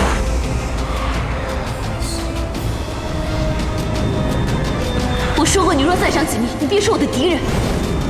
不要做那些违背良心的事情。我知道你不是那样的人，快动手啊！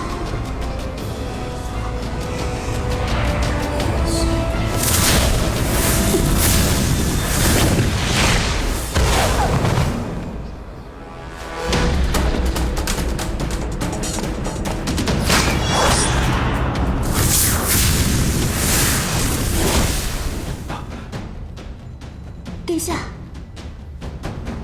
锦觅，锦觅，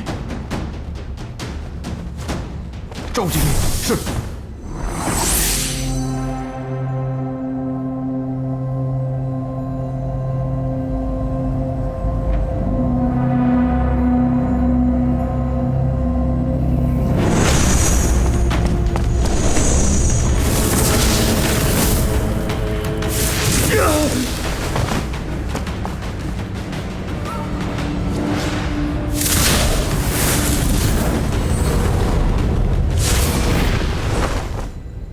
殿下，殿下，原来你还是在乎我的。方才锦觅被火系法术所伤，你为何要这么做？我还能为了什么？你心中只有他，可他却给夜神送药，我气不过。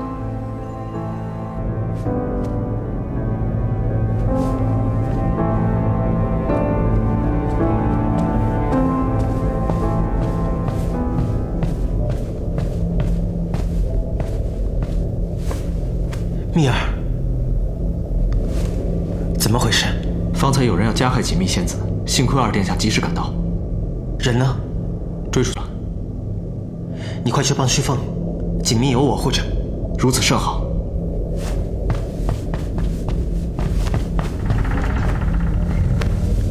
蜜儿，蜜儿，蜜儿，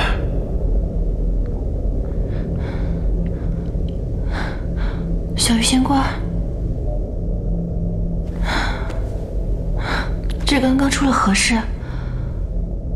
我刚才特地前来给你送补药，正要离开，不知怎地就被打倒在地了，然后我就什么都记不得。是你救了我吗，小鱼仙官？并非我救了你，是徐凤。既然事发在玄机宫，难道目标是我？可是你走这条路的时候，有没有为锦觅想过？她是无辜的，她不应该被你利用，也不应该为你而受伤。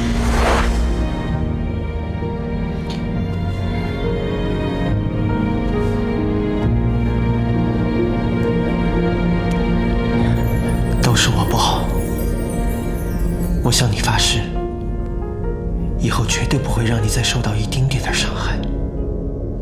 谢谢小鱼仙官，我意外了。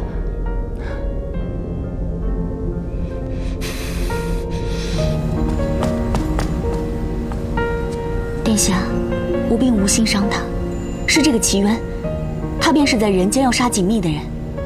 我知道，他是变成公主的朋友。我答应过刘盈，不取他性命。可是他屡教不改，想必今日又要行凶，此人不能久留。刘盈说过，他是良善之人，我信他。多谢凤兄。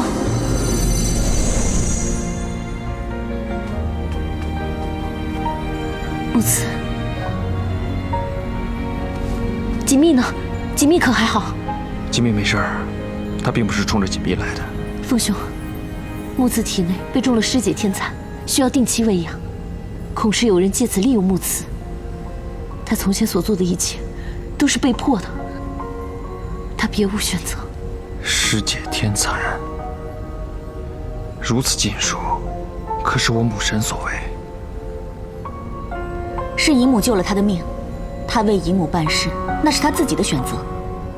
如今姨母还身在狱中，你们却想撇清关系，真是忘恩负义之徒。随和。如今我母神已被关押进牢狱，他已得了惩罚，希望你不要再怪罪他。凤兄愿意宽恕木慈，我已别无他求，只求将木慈带回，从此与他不再分离。木慈的罪，刘英愿为他赎。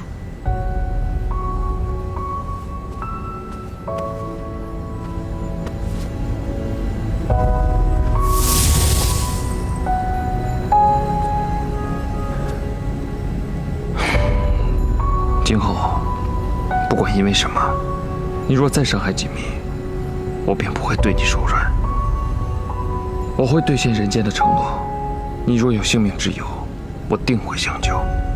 但你休要试探我的底线。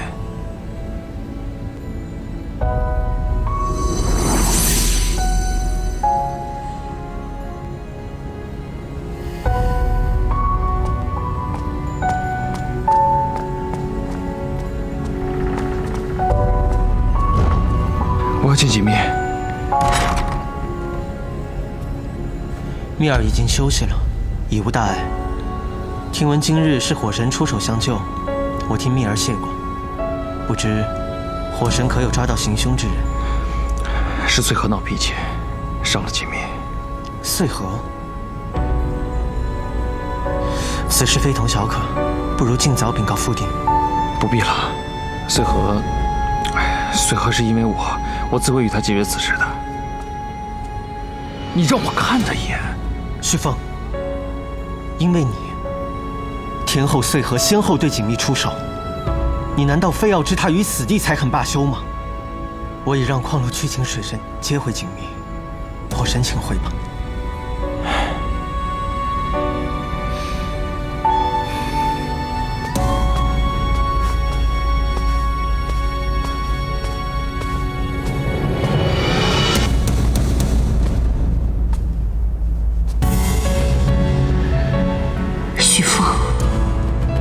我为你付出了那么多，如今连手中的权力都旁落他人。我失去了一切，可你心里仍旧只有那个锦觅。为什么？为什么？徐峰，锦觅。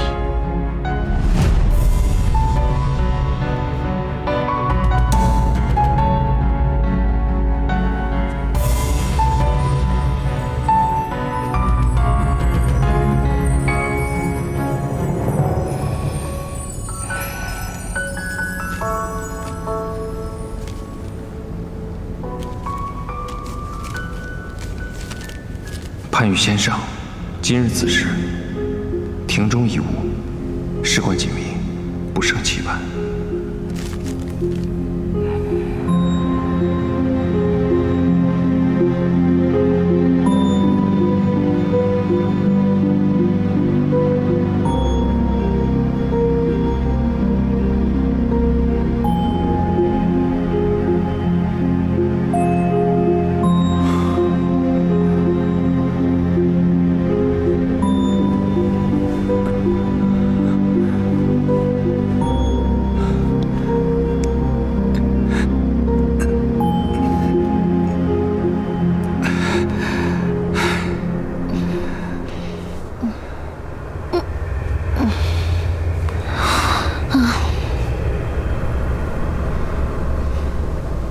你要抓着我到几时啊？永远。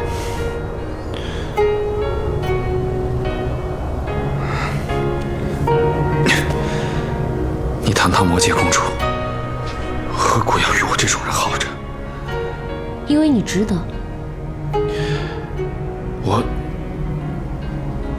我没有伤害你的朋友，所以我不会让你看不起我。我的木慈终于回来了。这段日子你去了哪里？你为什么又再造灭灵剑？我本来想杀了锦觅，找天后换世界天蚕，可是最后一刻，我突然觉得，即便我死了，也好过见你对我失望。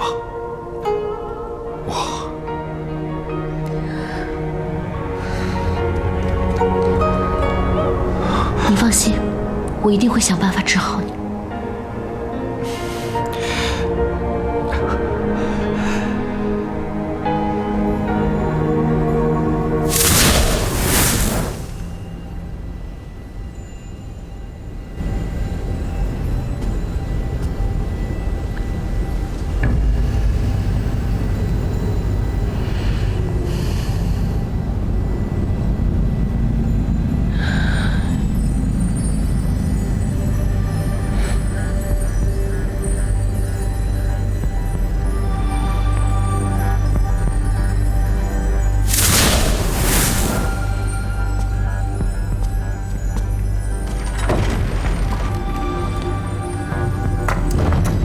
爹爹，啊，蜜儿，来，趁热把药给喝了。好。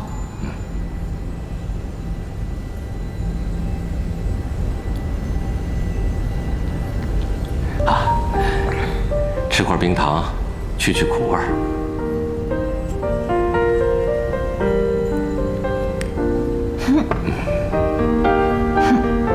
蜜儿，可不能让爹爹再担心你了。这3天2头的受伤，这穗禾同他姨母如出一辙，此事定要奏报天地知晓。穗禾心仪凤凰，所以他痛恨我，也是情理之中的。那蜜儿的心仪之人又是谁呢？说实话，我也不清楚。我心里总是空落落的，我也不知道是何缘故。爹爹，你说我该如何是好？爹爹知道蜜儿懂事，不愿让爹爹和众人为难。曾几何时，爹爹也曾经想过，带你做出正确的选择。然而今日发生的这些事，让爹爹想起你的母亲，也想起过往的那些旧事。爹爹终是明白了，子芬为什么要隐瞒你的身份，藏于水镜。如今，你果然是因爱而深受其苦啊！那我一辈子谁也不嫁，守在爹爹身边，这样就没有烦恼了。傻孩子，逃避亦是无用。现如今你已经回到爹爹身边，就放心大胆地去选择。无论是火神还是夜神，爹爹都支持你。只要你能真心觉得幸福。谢谢爹爹。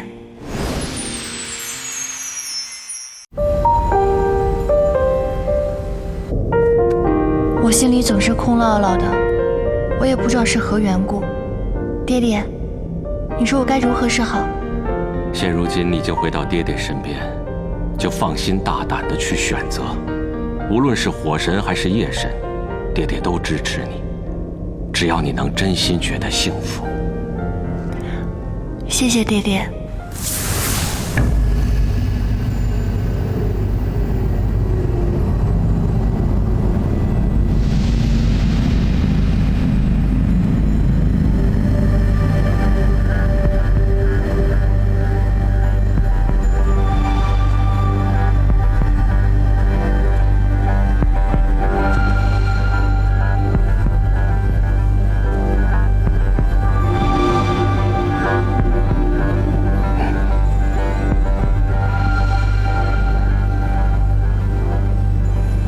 你来了。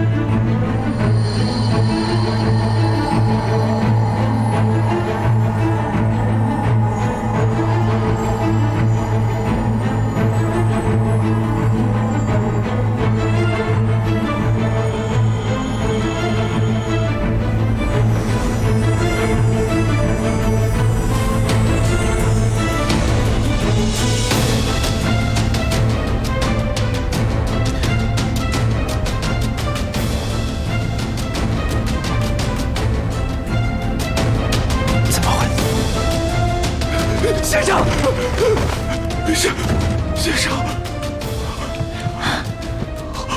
怎么了？火！火？什么火？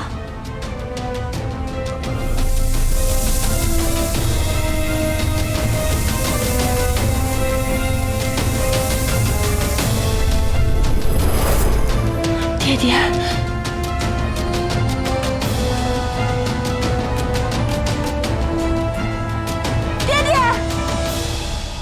吉米，爹爹，吉米，李小姨，爹爹，爹爹，爹爹，爹爹，这是怎么了？爹爹，爹爹，爹爹，你说话呀，爹爹！吉米，你听我说。李小姨，李小姨，他们怎么了？爹爹，爹爹，爹爹，爹爹，李小姨。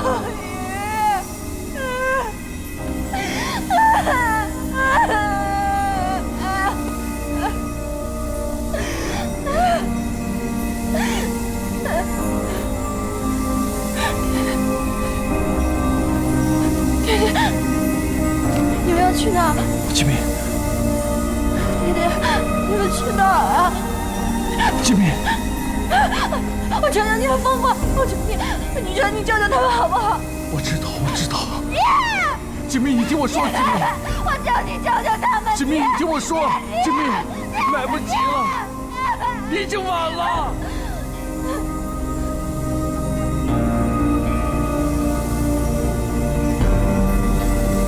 吉米，吉米。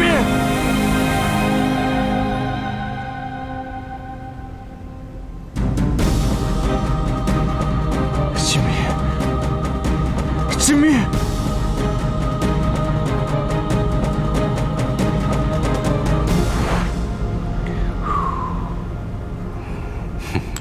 米儿，谢谢爹爹。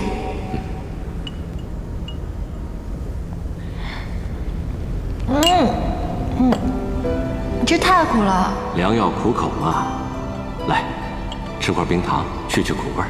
谢谢爹爹。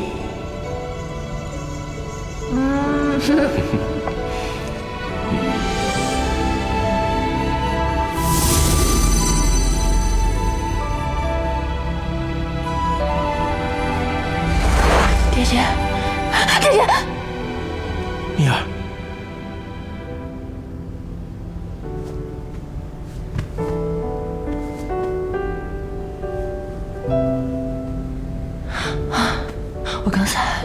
我刚才梦到爹爹。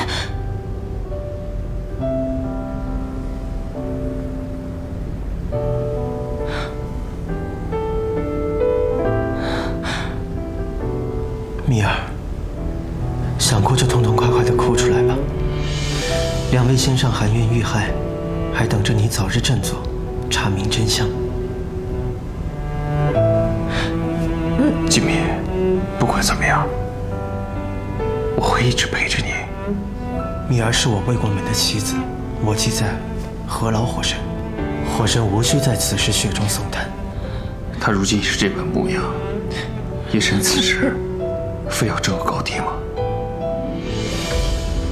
我求求你们，都出去！吉米，我求求你们，我求求你们出去！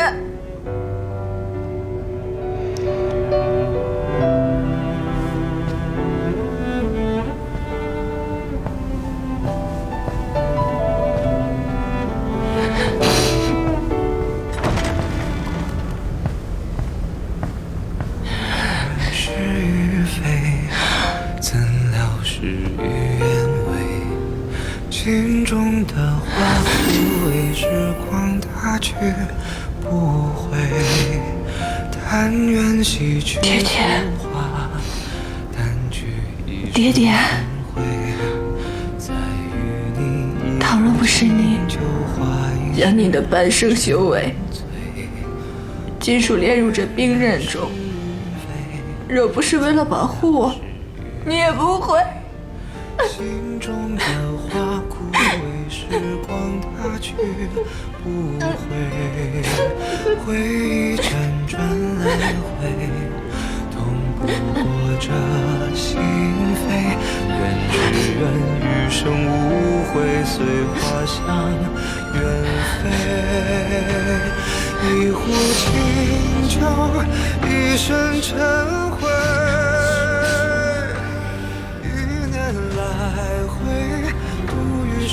爹爹，林秀英，对不起，我一定会查出真凶，替你们报仇。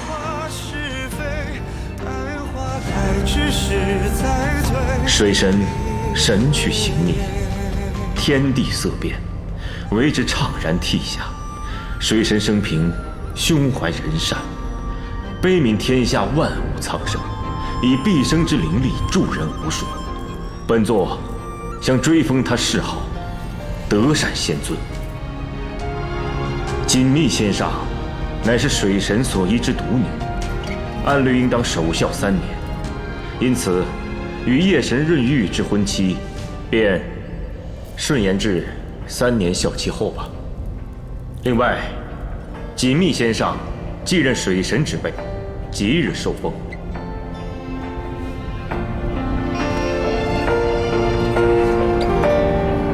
锦觅领旨。起来吧。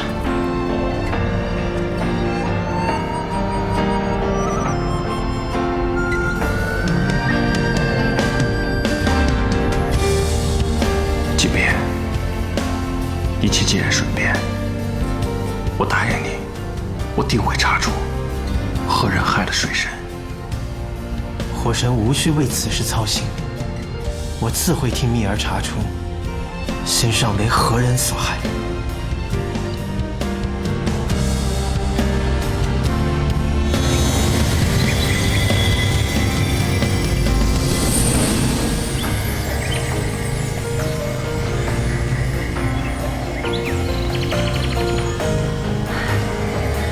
孩子，苦了你了。长房主，我又如从前一般了。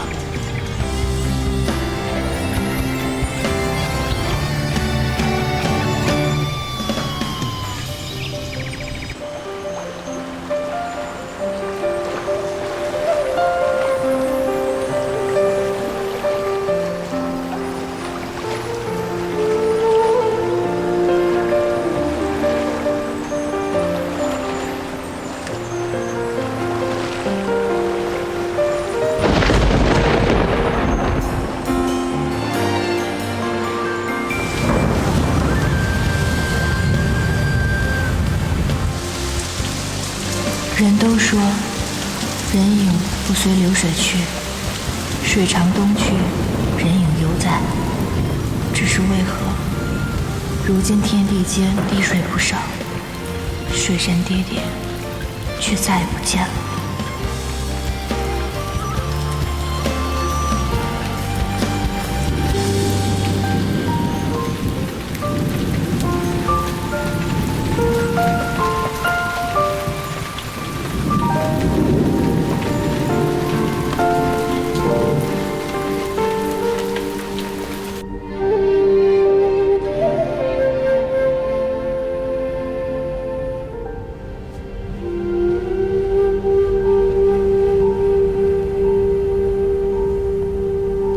父帝，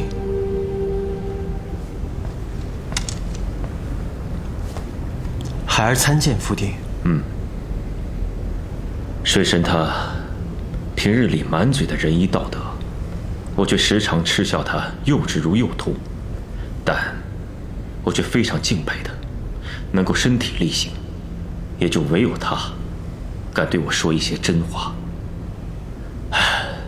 可如今他已经不在了。你也是来查水神一案的吗？是。你是要替锦觅做主？锦觅是孩儿的未婚妻子，为他查出杀父真凶，是润玉的分内之事。披香殿主事呈上来的这些卷宗里面，只提到了水神死于琉璃净火，毫无其他头绪。你如何看？在这6阶当中，有着极高修为，能够操控琉璃净火的，唯有2人。母神现被押于皮索牢狱，而另外1人便是旭凤，且也恰巧，他当日就在洛相府。表面上看，确实如此。表面上看，身在现场，飞白书、琉璃净火，全都指向旭凤1人。可孩儿觉得，这未免太过直接了。你相信这不是旭凤所为？孩儿相信自己的兄弟有所为，有所不为。那你觉得会是谁呢？难就难在，明知道凶手不是旭凤，却也不知道究竟是何人所为。水神在天界德高望重，万人敬仰，并没有什么敌人，且父帝也看过了卷宗，毫无线索，恐怕要想查出此案的真凶，十分困难。可是如果这些卷宗一旦公开的话，众仙家未必如你一般明辨是非啊。不错，孩儿知道父帝对旭凤寄予厚望，他的声誉不可毁。长远之计，孩儿建议在找到真凶之前，还是封存卷宗，不要公开的好。玉儿，为父也对你寄予厚望了。润玉自当替父帝与兄弟分忧。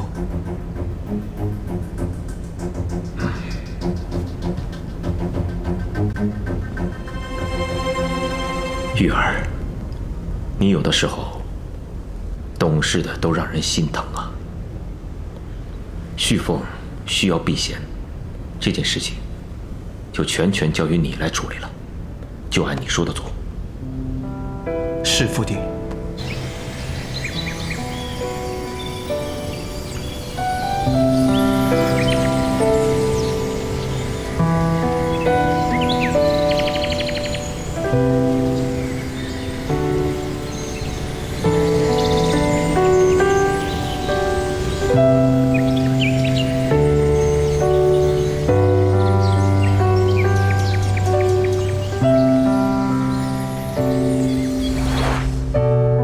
我也不知道为什么，我看到这位水神伯伯就觉得十分的降火驱燥，而且还很亲切呢。锦觅乃是我与子芬之女，日后爹爹绝对不会再抛下你，让你一个人孤苦伶仃。再高你就要摔出去了！我才不怕呢，摔出去有爹爹保护我。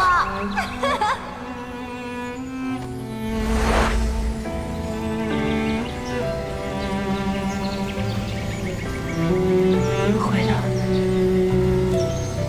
不会是他的，不可能是他的，不会的。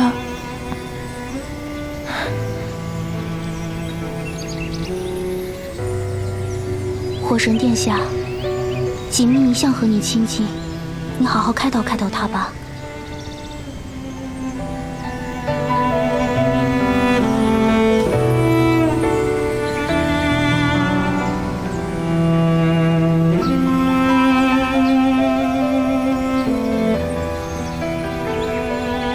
锦觅，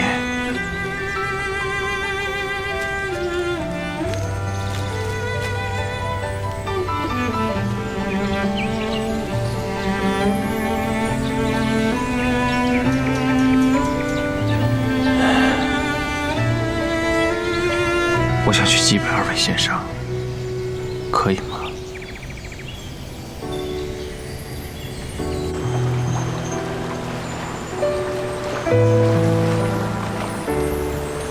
小神定会将真凶缉拿归案，告慰二位先生。查得如何？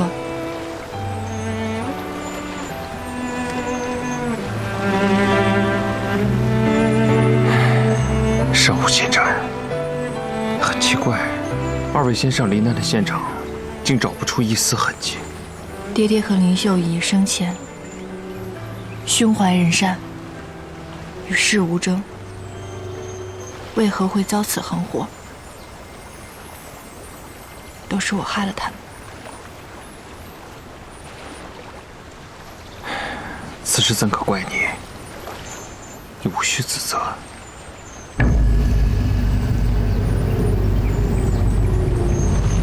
我问你，六界之中，可以自由操控琉璃净火之人，都有谁？琉璃净火是凤鸟族术法的至高化境。据我所知，几千年来真正练成的，除了我跟母神，六界之中恐怕再无第三个人了。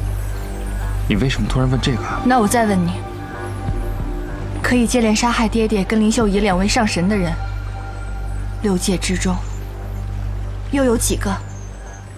你是有什么发现吗？若是有，你定要及早告诉我。这封信是我在整理爹爹遗物时发现的。这封信，你有何解释？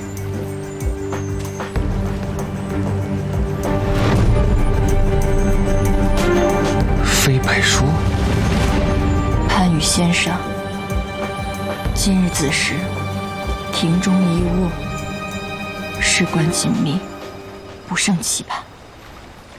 除了你以外，谁还会灌写这飞白书呢？你是在怀疑我？这封信不是我写的，分明是有人栽赃嫁祸。那我问你，爹爹遇害之时，为何你会在场？当时落相府来人，说是奉了水神之命，让我连夜过府一叙。我们中计了。中计？你不相信我？我爹爹灭道之际，他的衣服都烧白了。我问你，什么样的火可以把他的衣服烧成那般样子？琉璃净火。没错，就是琉璃净火。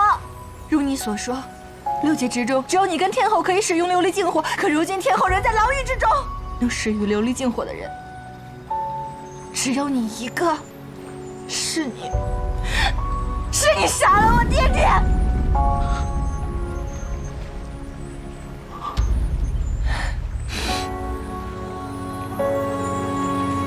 你我相处这么多年，我是什么样的人，你不知道吗？风神、水神是你的亲人，我怎么可能对他们痛下杀手？就算是我杀了2位先生，我怎么可能愚蠢到自己留下书信任你猜疑？一切好生思量。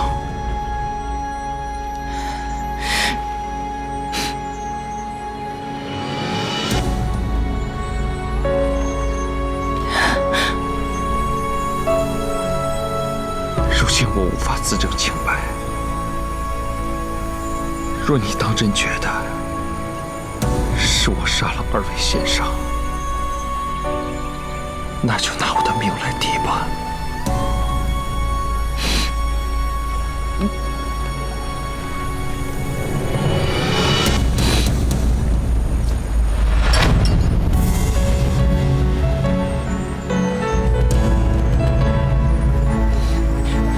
我不要你的命，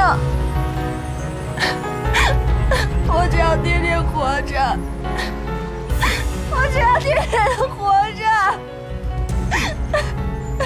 锦觅，给我些时日，我定会将凶手带到你面前。相信我。爹爹，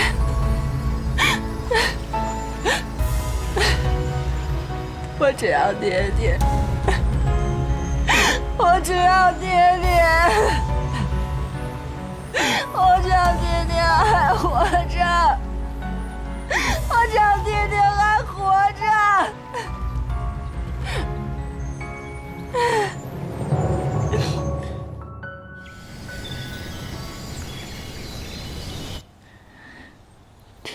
爹爹，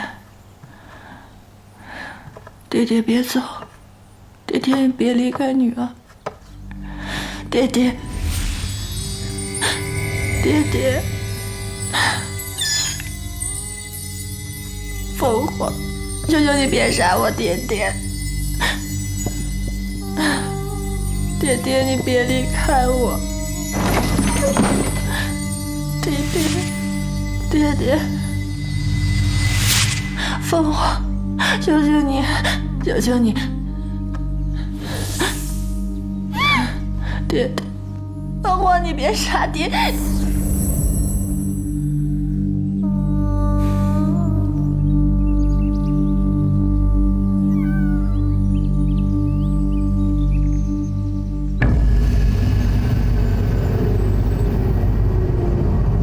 大殿立下新规矩，从上月起，除8方天将，任何仙家上神都不得随意调查军机卷宗。陛下首肯了。殿下，凶手会不会就是大殿？怎么可能？他是我兄长，我们之间就算再有什么芥蒂，他也不至于这般害我。是，属下一时糊涂了。大殿一向持身中正，天界上下无不众口交赞，他干不出这等事。持身中正，众口交赞，确实如此。润玉只会水系术法，断然使不出琉璃净火。况且水神是润玉的靠山，润玉是个明白人，绝不会仅仅为了栽赃嫁祸于我，就去谋害水神的。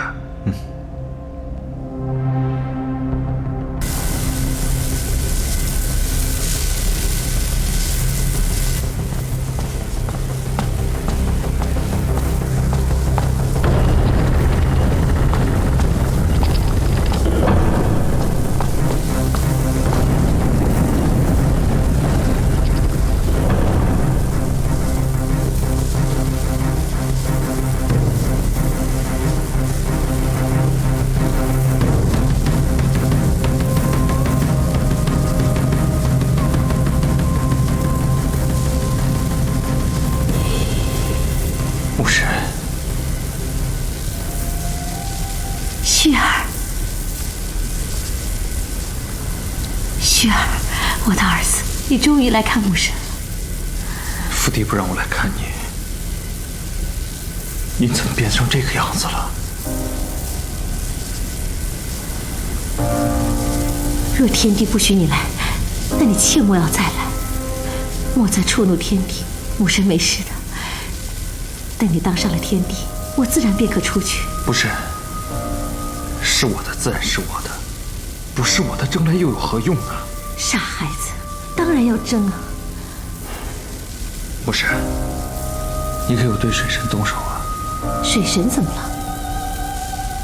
水神和风神陨神了，可与你有关。如此甚好。真的是你？是谁杀的，又有什么要紧？如今润玉大势已去，就算与锦觅成婚，也不会动摇你的天地之位。不如想想如何乘胜追击。连牢狱都关不住你的野心，你以为你这样是为了我好？殊不知你只会陷我于不仁不义呀！旭凤，你怎么能这么说呢？成大事者，不拘小节。欲当上天帝，岂能心慈手软？不是，你生了我，但你一点都不了解我。孩子，母亲就是太了解你了。你心思单纯，心慈手软，你不愿意去做的事，母神替你去做。你的心思不像润玉这么有城府，可未知哪一天，他反过来会算计你。我们毕竟是兄弟，他又能害我到何处？母神如此只会把他逼上绝路。你必须比他狠，你必须比所有人都狠，才能让所有人臣服于你。旭凤，为了母神，你必须坐上天帝之位。如今水神已经死了，是铲除润玉最好的时机。只要你跟穗禾成亲，那鸟族就是你的后盾。我不会去穗禾的。傻孩子，你怎么就看不清局面呢？如果你执迷于锦觅，你会后悔的。那我倒要看看，不按母神说的，我能不能活得更好？是我孩儿不孝。徐凤，你必须得做天帝，这是母神唯一的心愿。母神为了你，连命都可以不要。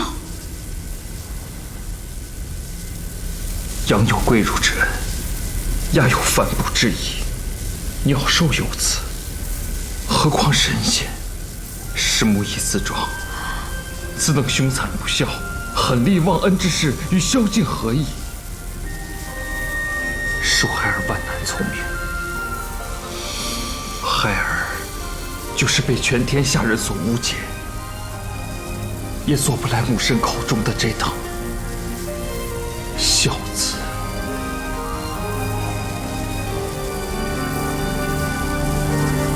旭凤，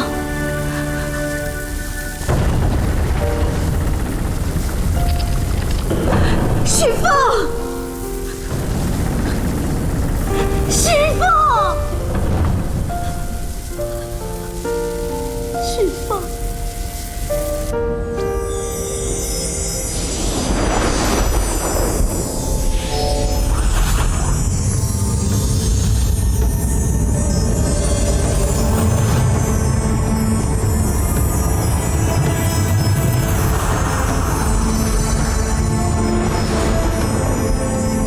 别紧张，对于初学者而言，你已经做得很好了。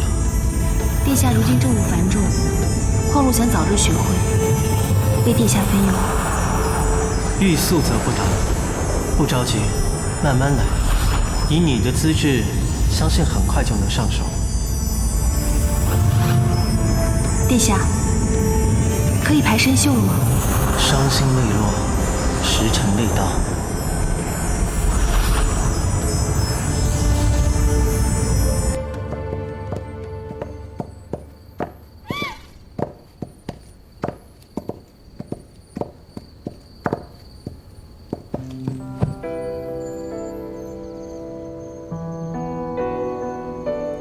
一下子吃了多少梦啊？撑死了吧？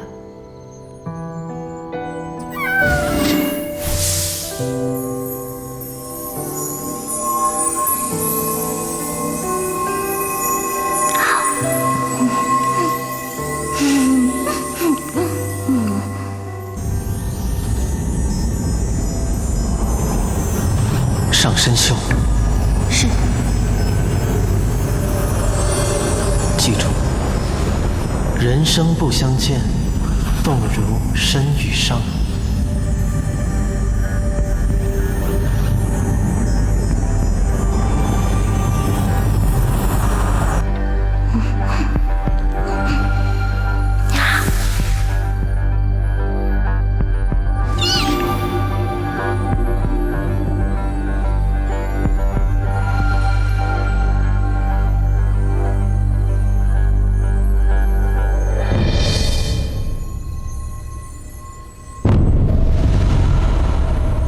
爹爹，你来了。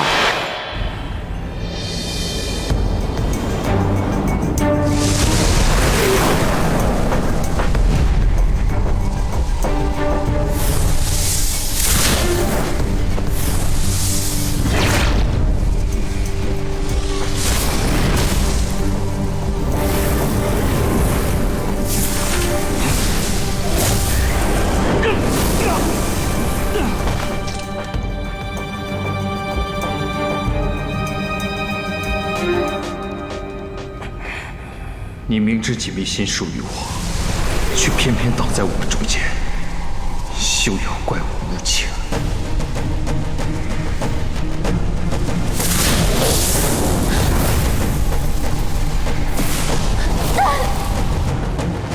林修，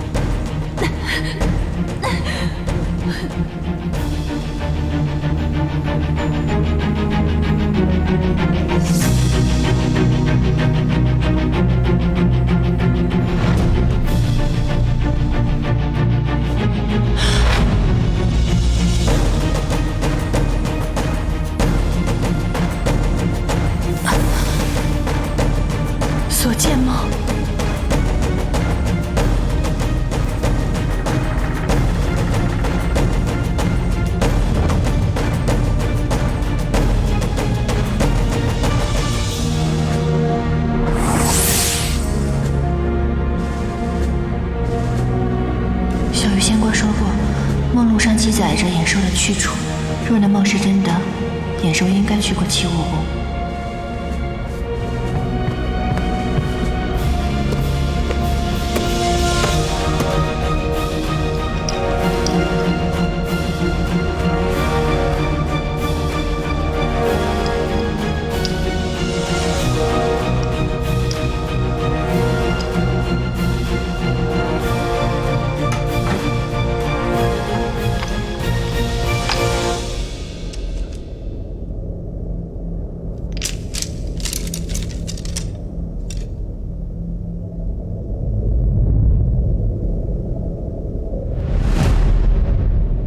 真的是凤凰之梦。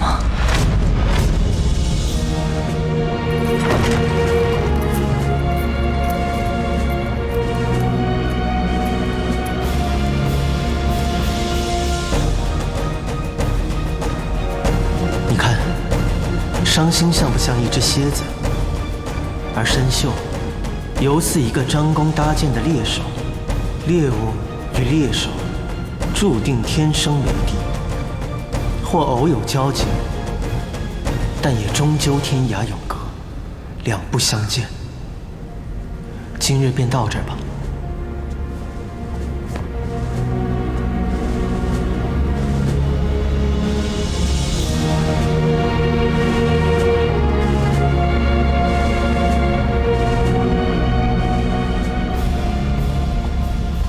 言佑哥哥，你要带我去哪里呀？瑞玉哥哥知不知道？我跟他说过了，哥呀，带你回泥潭，高不高兴啊？太好啦！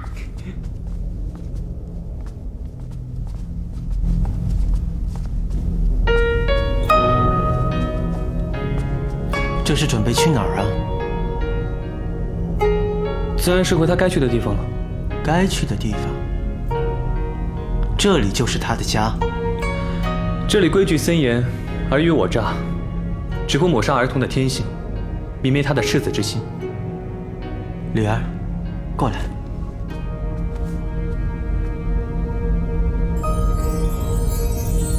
殿下，言佑君，李儿何去何从，还是让他自己决定吧。行，那你自己做决定吧。言佑哥哥，我想跟着润玉哥哥。来，乖。小小的年纪就嫌贫爱富，算了，你要是想回去，随时叫我，哥哥来接你，好不好？言佑，其实我也一直把你当做兄弟。你若真的想走，我也不留你。但你若想来，随时来。这玄机宫的大门永远向你敞开。我还没有火神的能耐呢，哪里能够胜任大殿兄弟这个身份啊？敬献不免，敬献不免。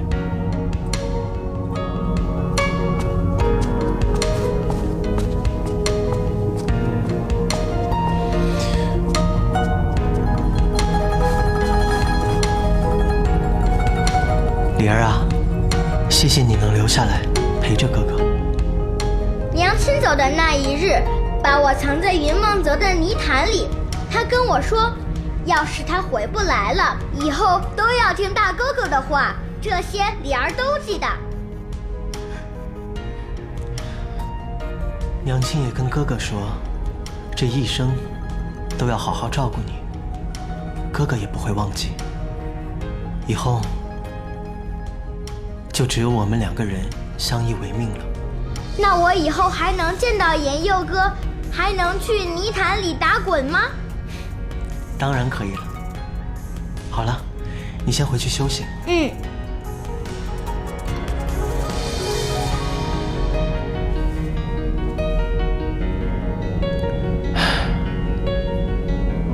言佑走了，我真的变了许多吗？我这一生从未做过什么伤天害理之事，为何天后、旭凤他他们就可以肆无忌惮，而我却连报仇都要遭人诟病，被轻者疏远。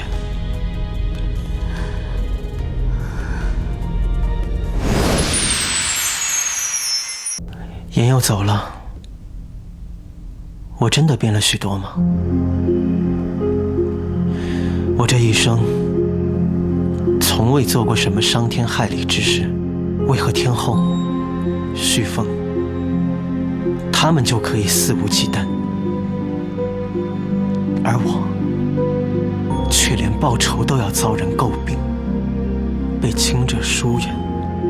白衣沾上几个泥点，就显得比黑衣脏。人言一向可畏，殿下又何须理会呢？你说的对，遥遥者一折，皎皎者一污。既然走上这条路，不管别人怎么看，我是再无回头之身了。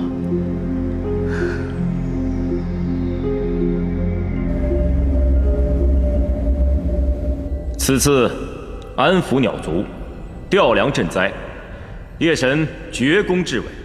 想不到润玉，你平日不显山不漏水，可处理起政务来，却可以独当一面。比起火神，毫不逊色，反而更加的缜密周至。本座甚慰。父帝过誉。太上老君有3宝：曰慈，曰俭，曰不敢为天下先。润玉一向奉为圭臬。昔日润玉不在其位，不谋其政，如今职责所系，那便是分内之事。润玉必当尽心，不敢辜负父帝期许。启禀陛下，鸟族隐雀长老前来上表，欲将800里太湖献于天界，以表忠心。太湖本属龙鱼族故地，本座想将太湖赐予夜神作为封邑，以示嘉奖。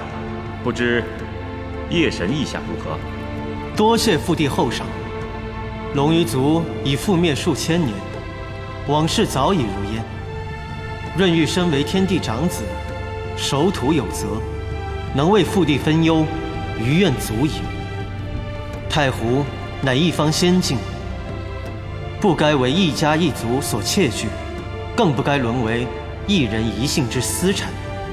不久前，废后在洞庭湖大动干戈，涂炭生灵，而后水神又遭遇不测，锦觅仙上在花界服孝守制，洞庭湖至今尚未恢复元气。父帝心怀仁慈，不如就将那些流离失所的洞庭水族安置到太湖吧。准奏，此乃是贤者之言，众卿当共勉之。夜神，这次太湖交接，重建洞庭，安置水族等事，就全权交由你处理了。润玉领旨。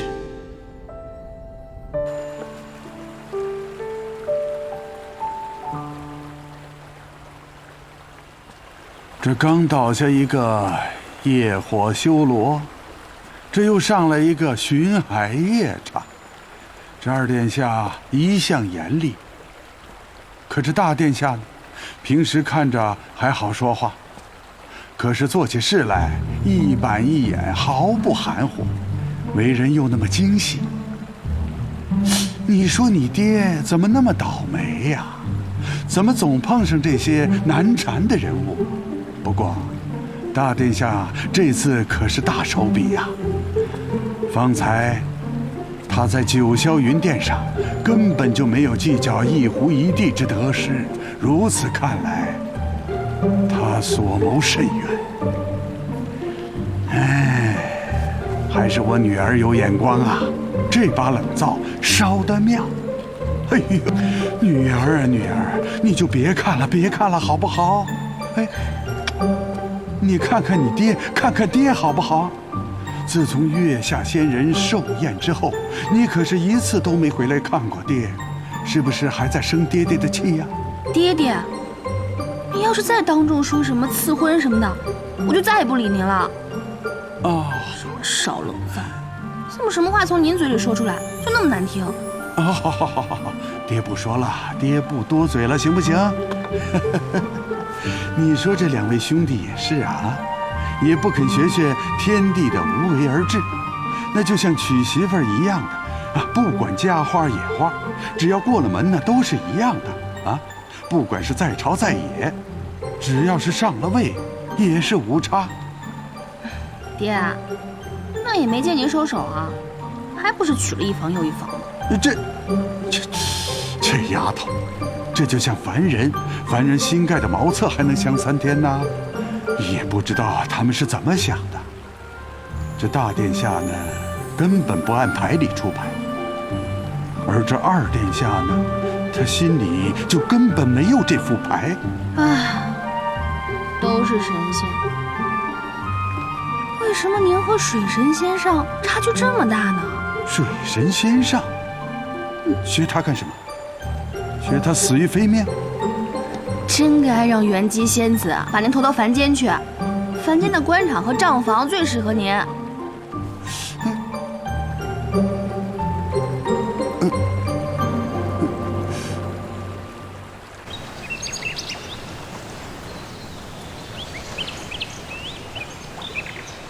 李儿，这800里太湖是母亲的故土，你替哥哥把它守护好，好吗？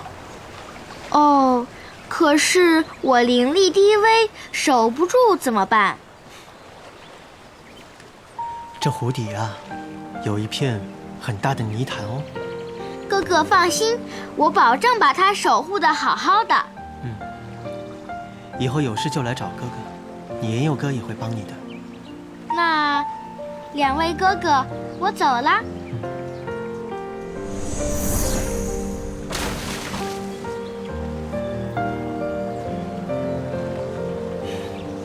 你满意了？日久见人心，不必故意做给我看。李儿他毕竟也是你的弟弟，他的任何去向、任何决定，我认为你有权知晓。你总是活得这么滴水不漏，无可指摘，累不累？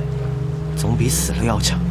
大殿如今1人之下，万人之上，掌握8方天将，权倾天界，又刚收回了800里太湖，真是可喜可贺啊！干娘想必一定可以含笑九泉了。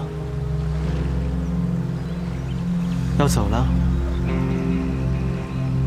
我还是喜欢自己一个人自由自在的生活。好吧，既然道不同不相为谋，那便山水有相逢吧。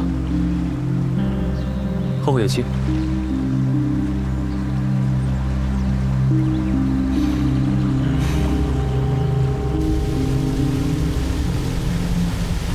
我今天来呢，给你们带了些小玩意儿。哟，哎呀，不必了，不必了。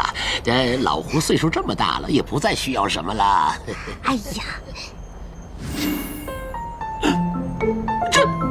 哎呀！既然夜神殿下如此客气，那我也就收下了啊。我看老胡每次去天界，总会忌惮广寒宫的玉兔。你若是不喜欢的话，不，喜欢的很，喜欢的很呐！你们知道这是什么？惊雷鼓，鼓声如惊雷，足以驱逐虎豹豺狼。别说那一只区区的兔子了，好物件，好物件！哎呀，这天家带孙总算长出一个好主子。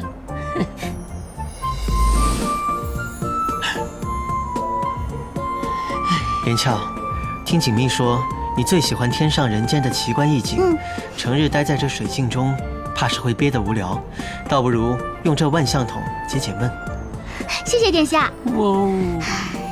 娘亲再也不用担心我偷跑出去了。殿下，你将来会不会纳小妾呀？啊，连翘可否自荐？连翘，小小年纪，不晓得修炼灵力，脑子里想什么呢？我并无此打算，不过我有一个义弟，虽然性子是玩世不恭了些，若不嫌弃，就介绍给你认识认识。不嫌弃，不嫌弃，有殿下一半就好了。那我先去见锦觅了。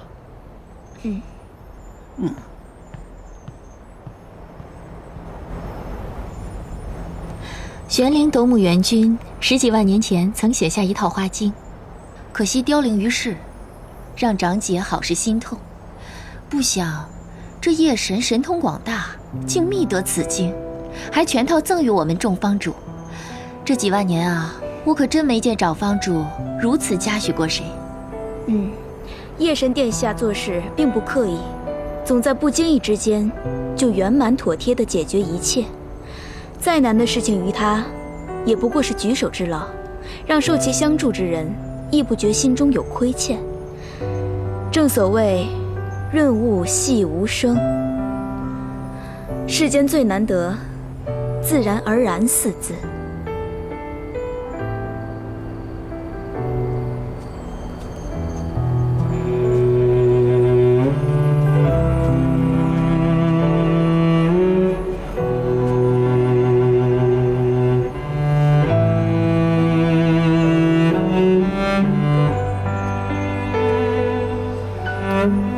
蜜儿，小鱼仙官，你放心，水神仙上所辖事务，日常我都在帮你打理着。你在此安心守孝，待守孝期满，我再带你慢慢上手。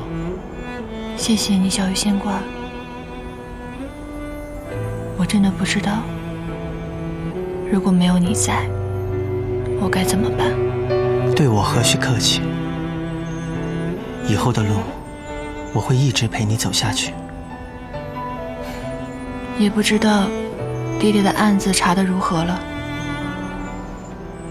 我想问，如果这个凶手同为天界上神，那是否天帝还会秉公办理呢？蜜儿为何会有此疑问？时间已过去这么久，至今一点蛛丝马迹都没有。若不是凶手身份显赫，天帝为何不再追查呢？想必这个人是天帝根本不愿意动的人。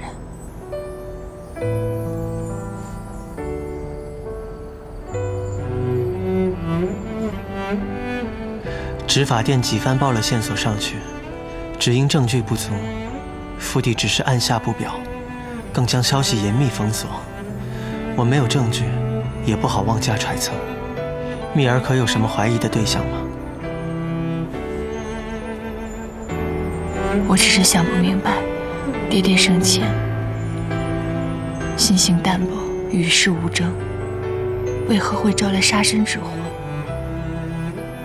为什么？恐怕是因为我会与蜜儿定亲，原本只是因为情投意合，两相缱绻。但在旁人看来，我本是天界最为贫寒力寡的清闲小神，却在一夕之间得了水神、风神乃至花界的支持，恐怕要怀疑我心存夺嫡反叛之念。爹爹，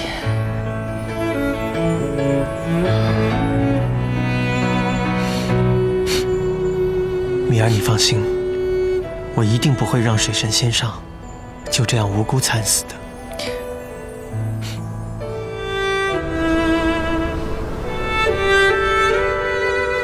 木慈，你现在这条命是我的了，这次回去好好疗养，我不许你再偷偷跑了。好。那你不能骗我啊！我什么时候骗过你了？你经常骗我。我们今天暂时在这住一宿吧。好。喂，让开！滚开！让开！让开！滚开！哎，小虎。哎，来了。带2位客人去房间。你先上去看看。2位客官，随我来。哎，这边。让开！让开！我走不行！让开！回避！说你呢？下了！燕城不存加一个党。公主，我当是谁在此耀武扬威，原来是你呀！我们汴城王府的守将，何时成了魔尊的马前卒了？小的奉大王之命，前去城门口迎请顾城王与魔尊尊驾。大王今夜设宴，想当着魔尊的面与顾城王化解嫌隙。以后若再让我看到你狐假虎威，定不轻饶。公主饶命，小弟以后再也不敢了。哦，对了，公主要不要和属下一起回王府？哦，大王见了定然欢喜。不必了，我另有安排。公主。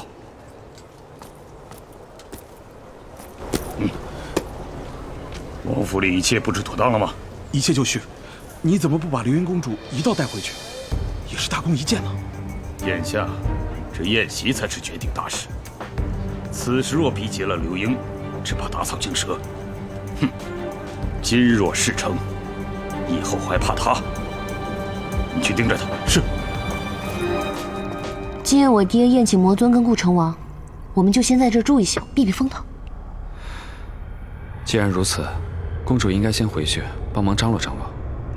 那可不行，万一你又逃了怎么办？再说了，魔尊跟顾城王素来不待见我，我又何必回去给他们添堵呢？还是这里自在，打听消息也方便。过去这么多年来，我很清楚，我做了许多错事。可现在，每次一想到你，你想到我什么啊？每次一想到你，我就会告诉自己，不能再让你失望。知错能改，善莫大焉。过去的事情就不要再提了。等宴席结束，我们就去找我爹，让他给我们主婚。好。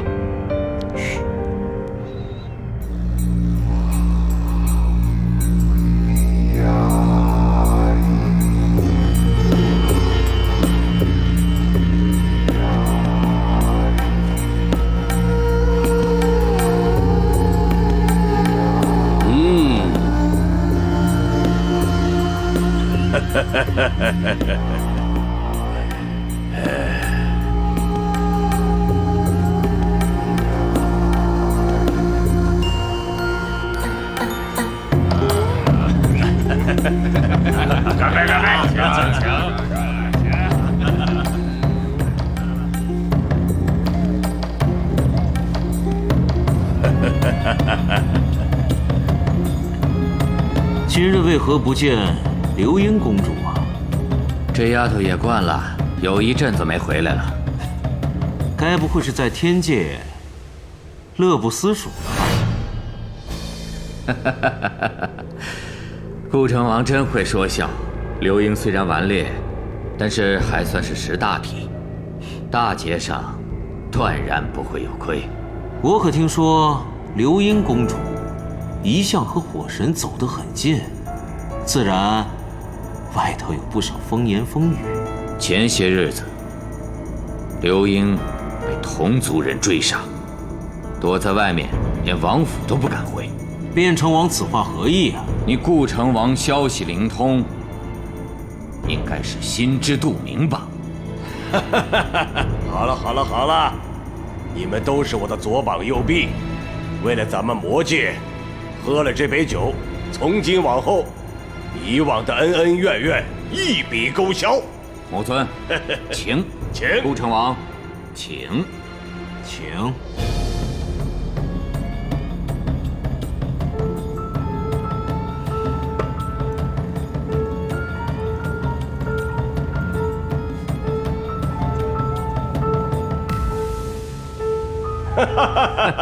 跳得好，跳得好！我提议，此杯敬东道主，卞城王。敬卞城王，卞城王。今日魔尊、顾城王以及诸位城王远道而来，令小王府上蓬荜生辉，诸位一定要尽兴而归。小王先干为敬，来，干！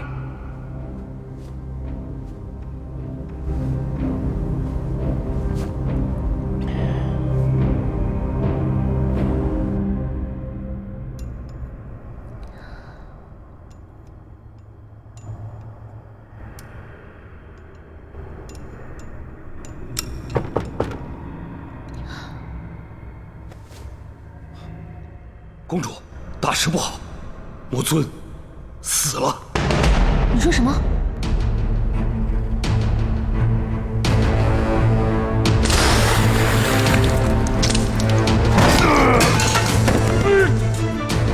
魔尊，魔尊，魔尊，魔尊，魔尊！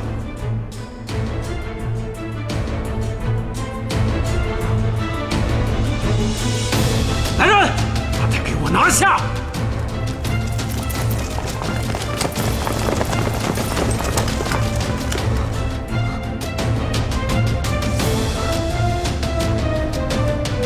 魔医诊断说是中毒身亡，顾城王已将大王何府上下囚禁，说是人证物证俱在，不日问斩。如此大事，旁人便没有意见吗？秦城王长老呢？可有通知？顾城王那老贼素得魔尊气壮，兵权政权一半尽在他手，何况证据当前，诸将又敢如何？来不及解释了，公主，我们速到魔域去。属下定拼死帮公主将大王救出来。好。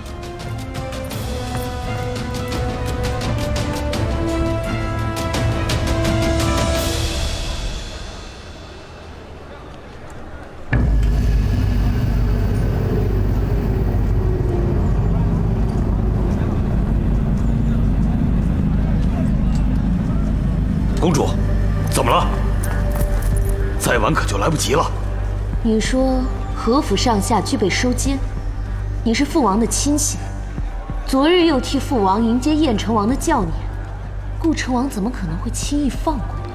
小的拼死杀开了一条血路，是吗？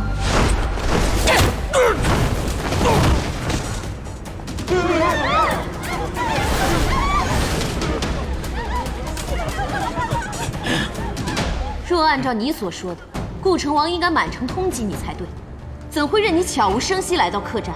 只怕你早在牢狱外布满了人手，我一劫狱，不更坐实了父王的罪名？公主聪明，用错了时候。若真随我乖乖去了魔域，既能早早与大王团聚，也可少受些皮肉之苦。你们这帮狼心狗肺的东西，定是你们勾结顾城王，陷害我父王。如今还想要捉我回去领赏吗？燕成王父女二人勾结，谋害魔尊，拒不受捕，还不拿下！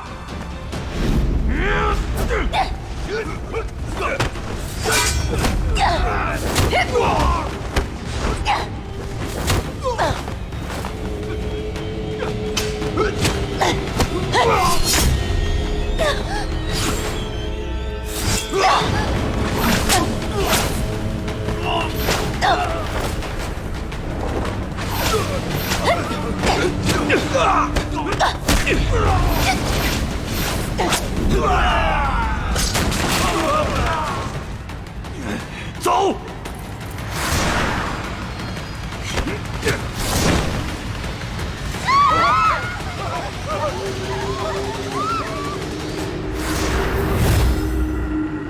想走，没那么容易。哼！上！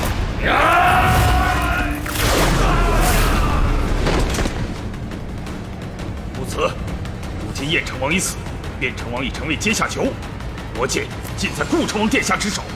你在这逞英雄也救不了救主，我劝你还是早早逃命去吧。快去办救兵救你父王！不行，我不能丢下你不管。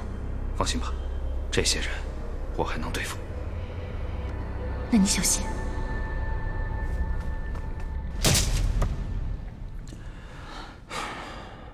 殿下今日为何如此烦躁？我去见了母神。莫非真的是天后娘娘杀了水神和风神？母神没有否认，所以此事多少与母神有关联。属下无能，不能为殿下分忧。至今没有收获。我不杀伯仁，伯仁却因我而死。母神所作所为归根结底，一切因我而起。倘若母神真的害了水神，势必难逃一死。到时我有何立场保全母神？如何向锦觅交代？如何对得起自己的良心？确实为难。报告二殿下，魔界出事了。刘英当时不在府上，知道的便只有这些。顾成王用此千计，无非是想引我劫狱，坐实父王的罪证。父王乃6界混沌之时，定鼎魔界的元勋长老，如此轻率论死，岂不是让真凶逍遥法外？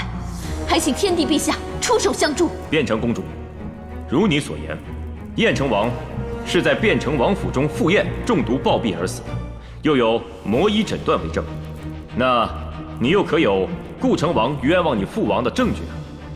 父王将领叛变，乃小女亲眼所见。若说不是做贼心虚，为何要设此毒计？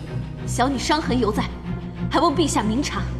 汴城王若真的毒杀燕成王，属下一劫叛变，也属常理。父王在魔界素有令名，一向尽力弥合天魔2界之间的关系。难道天界此刻竟不能相信父王的为人吗？公主莫急。如何不急？我们汴城王府素与天界交好，此番被顾成王陷害至此，父王蒙冤受屈，不日处死。刘英万里求援，陛下却坐视不理，未免太令人齿寒。本座念你负伤鸣冤，心怀不忍，才听你细述始末。如今众神皆在，汴城王被冤无凭无据，本座如何在万里之外去插手你们魔界之事？如今燕成王毙命，魔界群龙无首，局面大乱，天界过问也是无可厚非。刘英公主经此大变，又负伤而来，想必早已疲惫不堪。不如就先由太寺仙人带往偏殿疗伤吧。小神遵旨。公主，公主，公主留步！若非顾念他们父女一向与天界交好，方才定治他无礼之罪。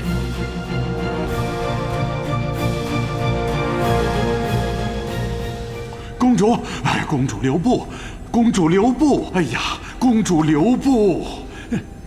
偌大天界，竟无一人为我父女发声。你们天上这些神仙，真令人失望。哎呀，这事缓则圆嘛。大殿下正在设法说服陛下，还望公主稍安勿躁啊！哼，求神不如求己。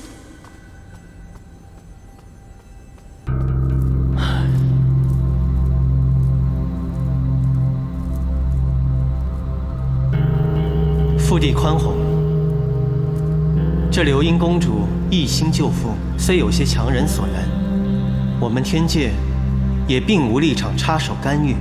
但若放任不管，魔界原本3足鼎立、互相制衡的局面便不复存在，不得不防啊！这魔界诸王中，大长老秦成王是常年闭关修炼，诸事不理；而顾成王则野心勃勃，隐秘在燕成王身后，多年来履行挑拨之事，反叛之心是昭然若揭。幸而有卞成王在此中制衡斡旋，才得了眼下太平。若是没了卞成王，其余几个长老或为野心勃勃之辈，或属见风使舵之徒，怕是6界又要生出一场浩劫了。而且此案疑点甚多，草草结案太过蹊跷了，应该派人去彻查此事。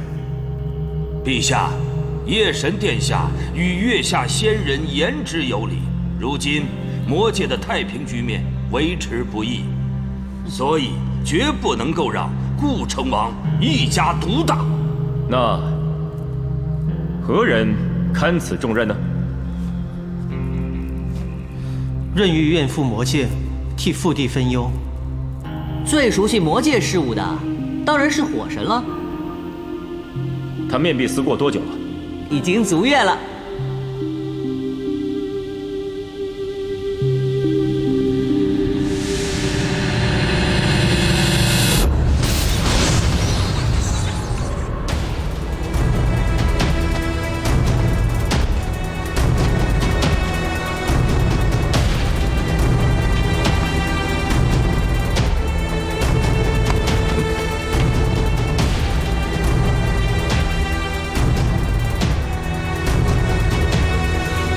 跪下！本王无罪，为何要跪？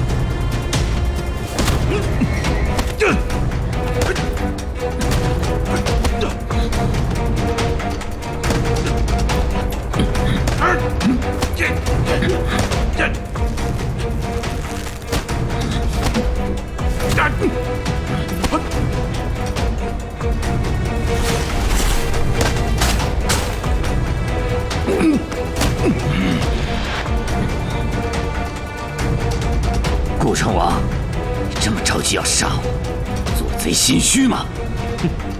卞成王，本王念着昔日的情谊，仍唤你一声卞成王。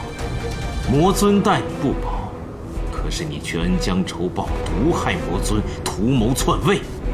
如今证据确凿，你死有余辜。你血口喷人！我既然厌弃魔尊，又怎么可能在自己的地界上行凶？你分明是血意无限！你这猪！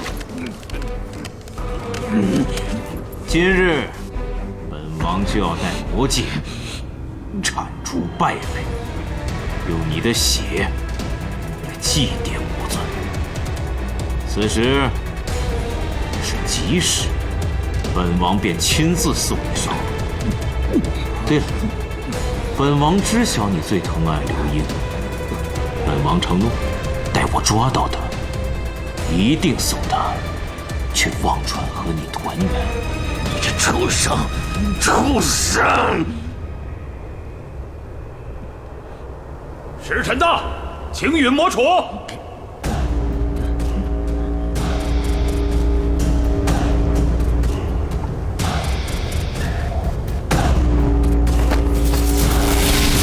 天道毕，日月至，出爻爻，入冥冥，魑魅魍魉。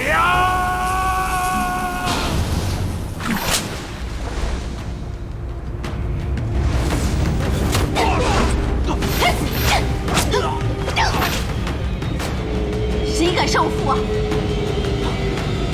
刘英，本王还怕你不来呢。拿下！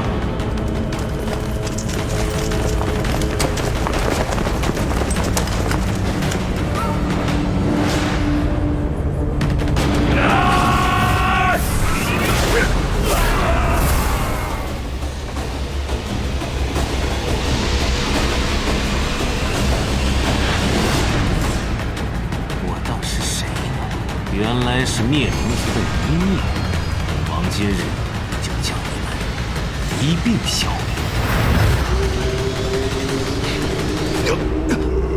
无子，没事，快带你夫人走。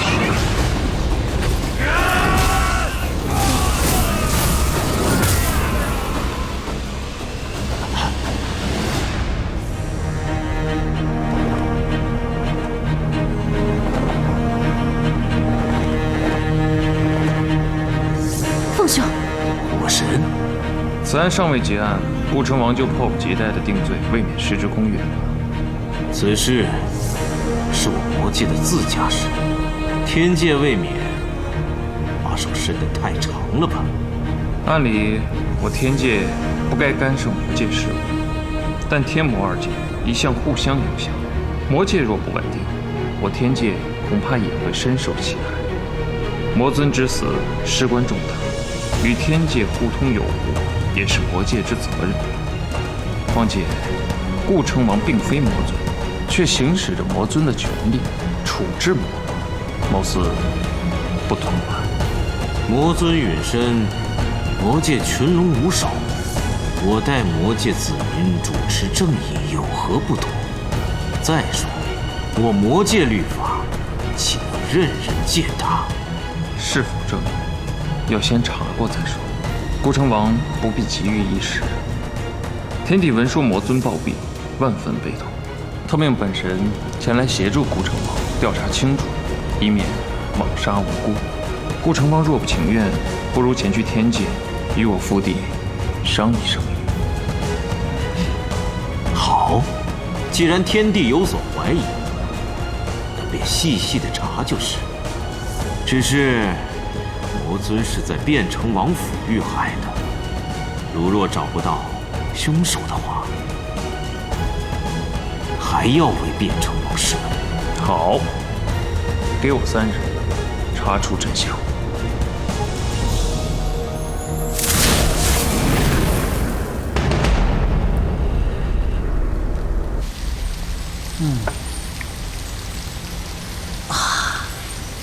多亏了月老，二殿下才重获陛下重用。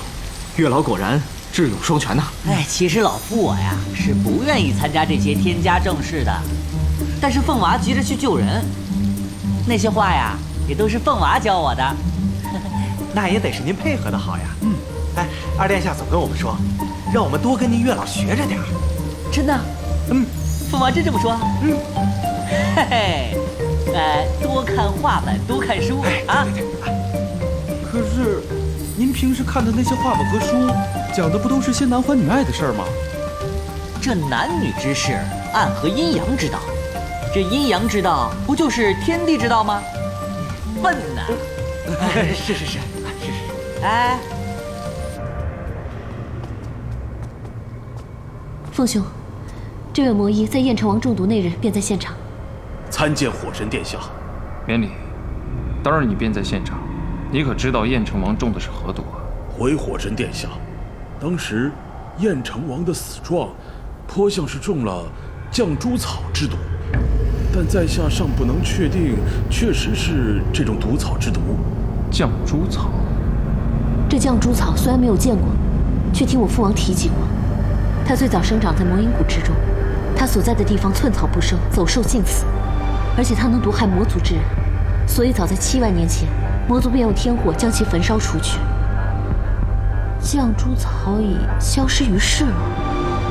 可是我听说700年前，药王离川想要重新培育此草，后来被关进了魔域，出狱之后不知其踪。离川当年研制成不成功，至今还是个谜，所以在下也不敢妄下断言。所以说，我们要先找到离川这个人了。可是他已经消失了700年了，一时之间，我们该去哪里找他？我们可只有3天时间。绛珠草长在魔音谷，魔音谷有什么不同于其他地方的特征吗？魔音谷自上古以来就是极寒之地，被天火焚烧之后，就变成了如今这灼热的荒芜之地了。那也就是说，只有在极寒之地才能种出绛珠草。正是。可是如今魔界中还有极寒之地吗？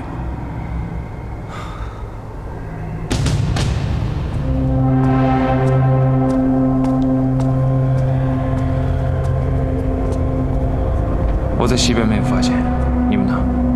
东边一无所获。自从魔音谷变成炽热的荒原之后，魔族便没有了极寒之地，而那些猛兽出没的未知地带，纵使有极寒之地，也很难进入。我不相信有人有本事去那里种植绛珠草。方才我在眉山的山腰处发现了一个结界，结界之内的温度特别低，可是这个结界非常坚固，我未能攻破。看看去。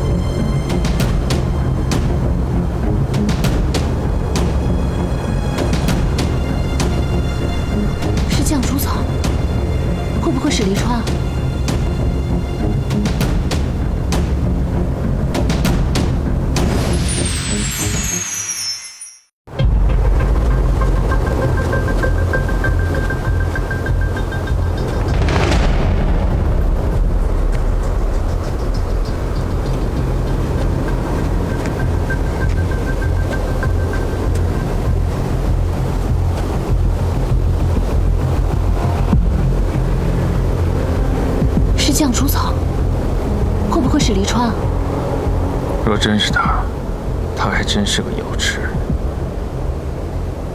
哎，小心！绛珠草毒性凶猛，若是触碰，毒素也会渗入体内。可是不知如今，他人在何处？试试便知。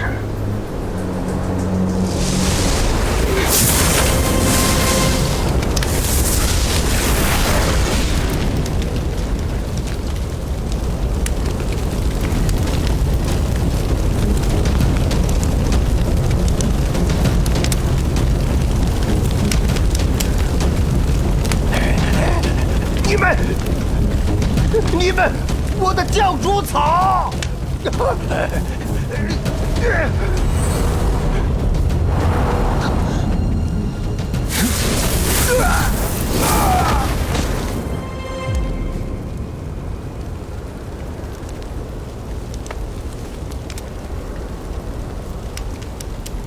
父兄，你看。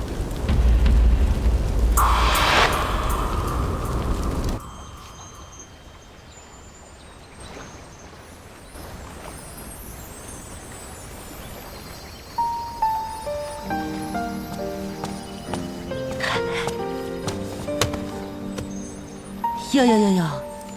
蜜儿，这好几日不见，你怎么又瘦了呀？我这情爱画本虽然好看，但是你也不能看得废寝忘食啊。不知月老前来，是又给我带了新的画本吗？这些啊，都是我从6界搜罗来的画本，皆是最受欢迎之作。谢谢狐狸仙了。不过，我方才看完这本《仙凡奇情》，这个故事讲的是一对凡人跟仙人的爱情故事，过程嘛倒是荡气回肠，只是这个结局似乎太残酷了一些。虽说这个仙人朝三暮四的不太妥当，可是万万没有想到，这个凡人最后却要了仙人的命。这个结局啊，是不是特别出人意料？那我可是冥思苦想了数月，反反复复议稿了数次，才定了这样的结局。这个画本是狐狸仙写的？看了这么多画本，难免寄呀，是不是很惊喜、很意外啊？我只是有一个不明白的地方。仙人的内丹精元乃是灵力道行凝聚之处，只有摧毁了内丹精元，仙人才能灰飞烟灭。可是书里的凡人只是戳破了他的脚趾头，为何也灰飞烟灭了？这内丹精元事关神仙的性命，所以每个神仙自然都会把自己的内丹精元藏在只有他自己知道的地方，如此才安全。而书中的这位神仙呢，将他自己的内丹精元藏在了脚趾头里，他又将此事告诉了心爱的凡人，是也这才酿成了这一出悲剧。哎，怎么样，米儿？这本《仙凡奇情》是不是很好看呀？确实很好看，就如书名一般，奇情，奇情的很。哎呀，可惜这本倾注了我诸多心血的画本啊，在这6界里头并不畅销。那元姬，还嫌弃我写的太过矫情了，老夫本还想将它排成一出戏呢。仙凡奇情，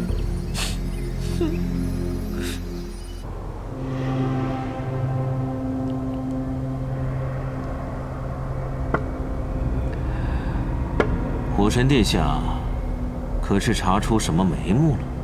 我在弥山的一处结界中，发现了一片绛珠草，魔尊便是死于绛珠草之毒。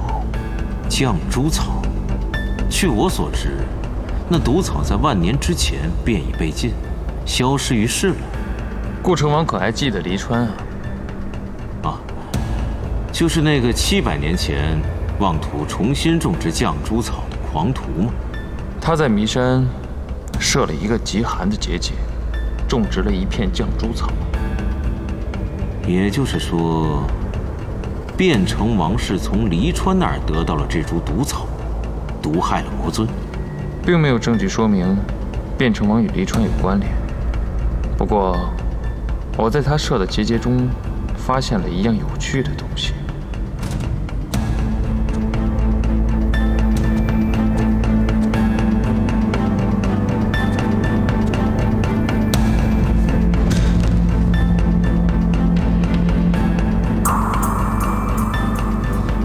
这温针的毒性，配上结界中极寒的温度，有助于降株草的生长。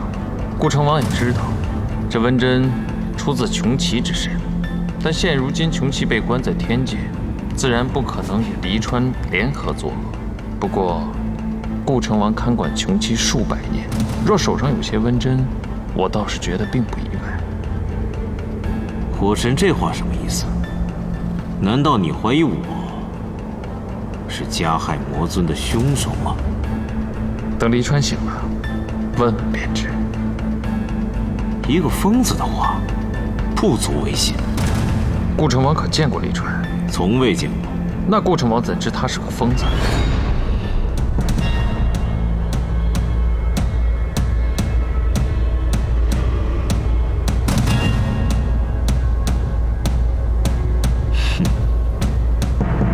我只是听说罢了。不管怎样，明日之前，我定会查出真相，给天界和魔界一个交代。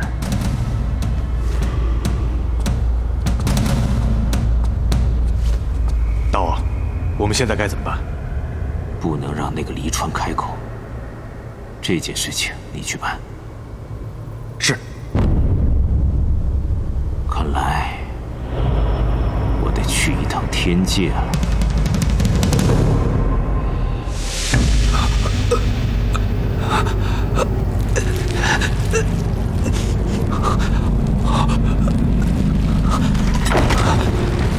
木慈，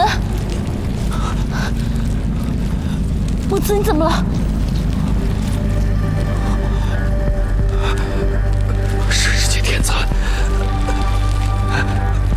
你一切忍忍。凤兄可以救你，你忍一下，我去找凤兄，我让他来救你。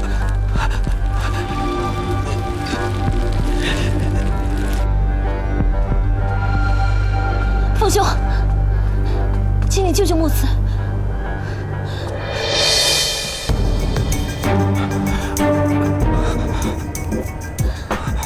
凤兄，求你救救木慈。你修的是火系法术，你的血可以供师姐天残吸食，能救木慈。我求求你。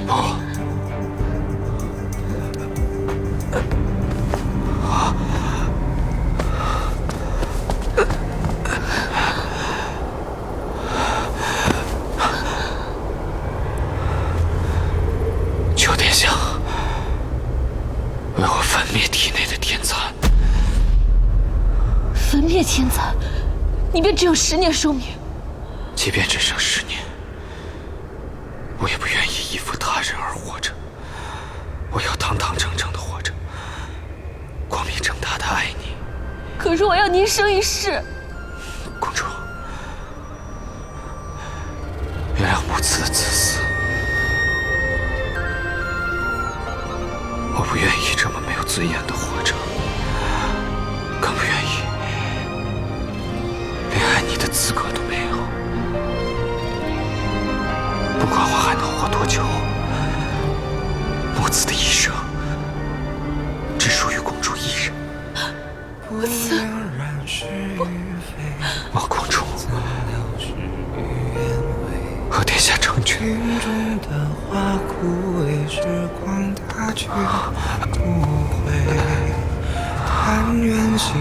若我焚灭了你的天残，你不光寿数会减，灵力也会慢慢消失，最后形同凡人。你可真的想好了？想好了。刘瑶，无论如何我都会救母慈的。但如果焚灭天残是他的愿望，那我们就该成全他。这心扉，愿只愿余生无悔，随花香远飞。一壶清酒，一身尘灰。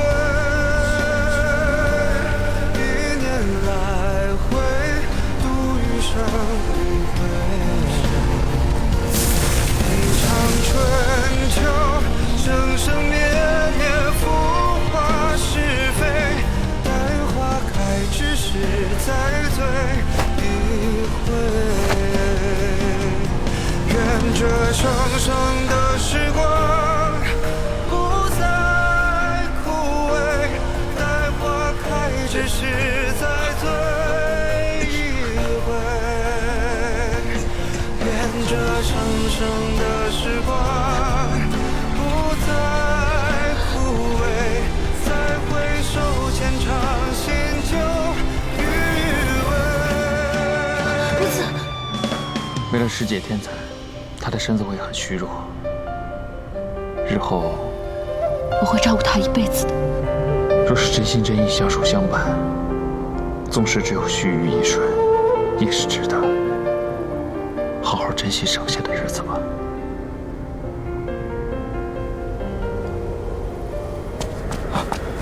启禀公主，黎川方才在狱中毒发身亡了。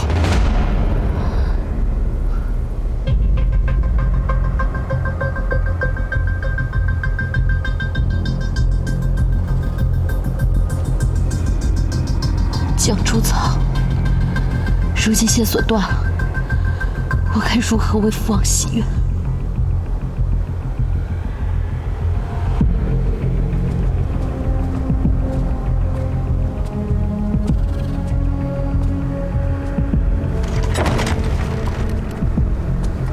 父王，殿下，卞城王，方才顾城王派人来说，火神已抓住杀害魔尊的真正凶手黎川。是，我们确实抓到了黎川，但他方才在牢狱中已死于绛珠草之毒。什么？此事一定没那么简单。我刚试探完顾城王，黎川便死了。此事与顾城王一定脱不了干系。我想，我们应该好好查查牢狱中的守卫们。见过卞城王，流英公主，殿下，你怎么来了？天帝得知殿下已经抓获杀害魔尊的真凶，还卞城王清白，遂命属下前来请您回天界。我尚未将此消息传回天界，父帝怎会知道我抓了黎川？况且，黎川只是毒草的制作者，真正的幕后凶手还有待追查。父帝为什么要这个时候召我回天界？属下只知道天帝命殿下速速回天界。既然这样，殿下，你还是先回天界吧。黎川之事，由我和刘英继续追查。此事多谢殿下出手相助，才能为我洗清冤屈啊！卞城王不必客气，你我都希望魔界能够太平。今后魔界与天界能否和平相处、相安无事，还需靠卞城王多费心了。小王自当尽心尽力，请殿下放心。小心顾城王。木慈身体有何不妥，随时来天界找我。多谢凤兄救了父王，亦帮了木慈。日后凤兄有任何用得到刘英的地方，尽管开口。刘英自当赴汤蹈火，在所不辞。有你这句话便足矣了。告辞。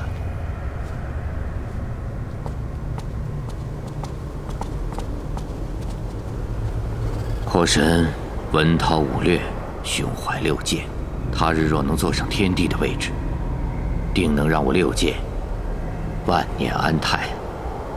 只是什么？只是夜神殿下的实力亦不可小觑。何况如今的天帝心机深沉，为了制衡火神和夜神，前不久还失了火神的兵权。将来天帝之位会传于夜神还是火神，还真不好说。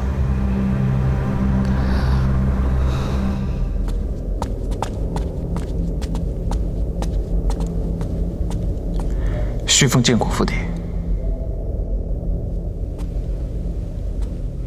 死去魔界，你辛苦了。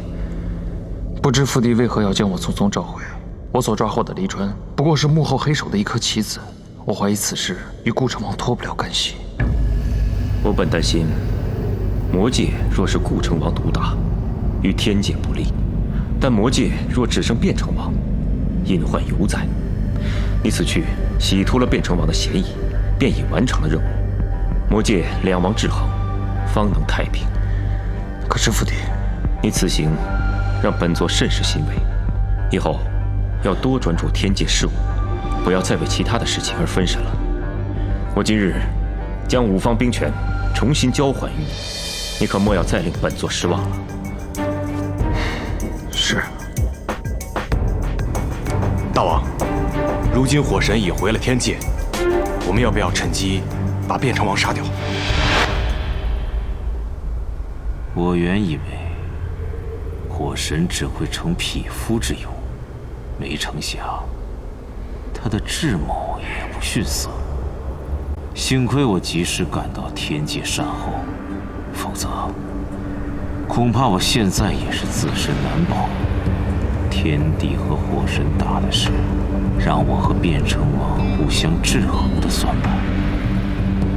此刻我们羽翼未丰，不宜莽撞行事，当借机用人，伺机而动。是。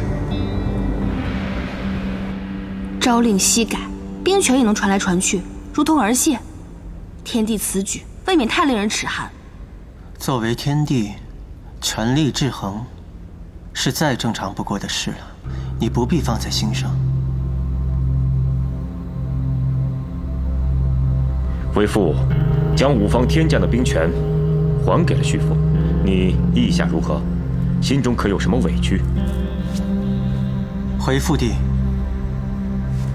父帝如此安排，甚是妥当。文道有先后，术业有专攻。旭凤掌兵日久，在军中素有威望。润玉所长并非军务，原本也只是代为托管罢了。若临变故，还真怕指挥不动。你执掌8方天将时，军中莫非有什么议论？他们可是心中不服。是儿臣自望不足，与他人无关。罢了，此事本座自会去彻查。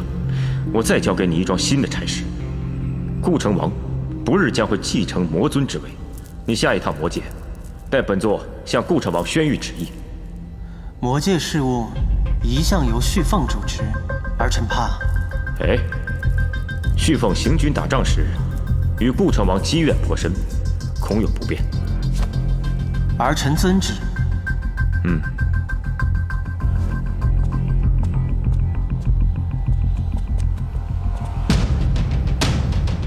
殿下，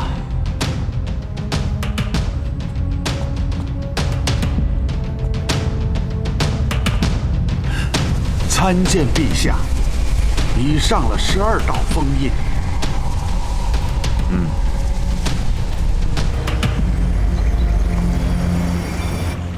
火神殿下，锦觅让我代为转达，他守孝期间希望心无旁骛，这3年他想静一静，不见任何人。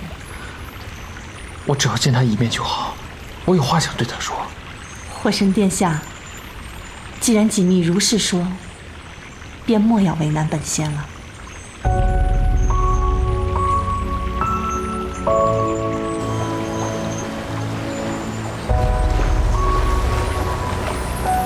爹娘，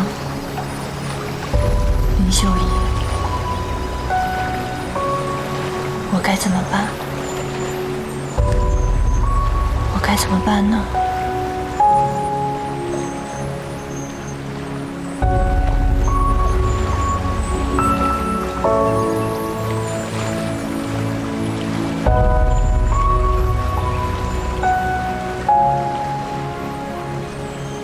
爹爹不想让蜜儿成为一朵温室的花朵。现如今，爹爹陪在蜜儿身边，大树底下好乘凉。但终归有一天，爹爹要天人五绝，化归天地，无法永远保护蜜儿。6界之中，只有你跟天后可以使用琉璃净火，可如今天后人在牢狱之中，能施予琉璃净火的人，只有你一个。是你杀了我爹爹！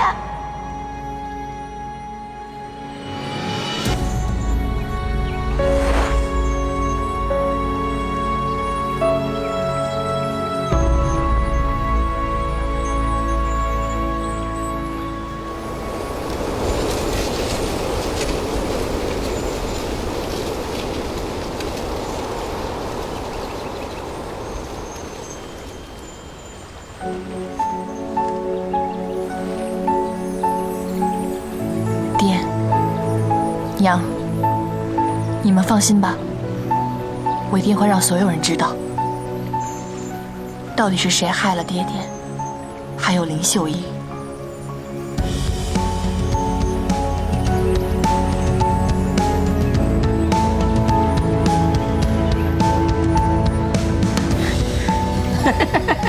看到什么啦？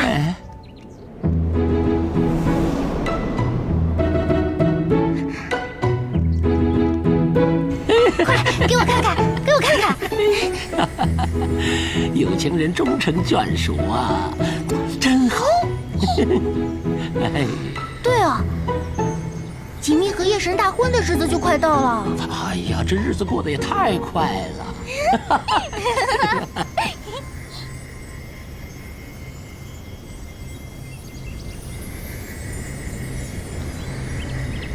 小雨仙官，你每日要在天界处理那么多事务，下了职还要来花界陪我下棋。若是身子吃不消的话，就早些回去休息吧。我不累。这些年来，你坚持守孝，闭门不出，我来陪你解解闷，收收外面的见闻，也好让你早日振作起来。对我而言，公务之余，能够看着你，陪着你，这便是我此生最大的幸福。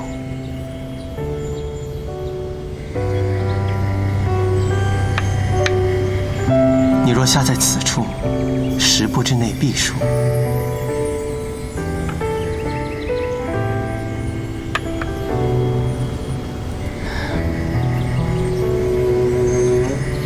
小玉仙官，3日后就是天帝给我们定的婚期之日了，有何不妥吗？我知道你对我很好，可是我的心里是空的。即便是这样，你还愿意接受我，与我完婚吗？我会把你的心填满的。你只要赢我这个可以正大光明呵护你的位置。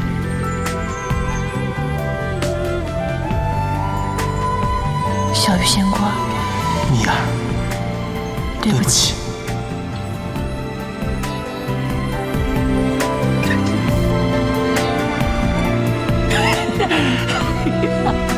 哎呀，夜神殿下呀，真是出淤泥而不染呐！哎呀，没想到天家这对歹笋里还能出这么一株好株。我早就说过，夜神殿下不同凡响。可是你之前呢，还嫌弃人家。哎呀，你别老跟我提之前的事情了。原来我确实眼界太窄了，以偏概全，冤枉他了。哎，他送我那个惊雷鼓还真的是好用呢。兔子听见了都吓得四散逃窜。给我试试，给我试试。好好好好。哎，你试试，你试试啊。哇！你轻点儿。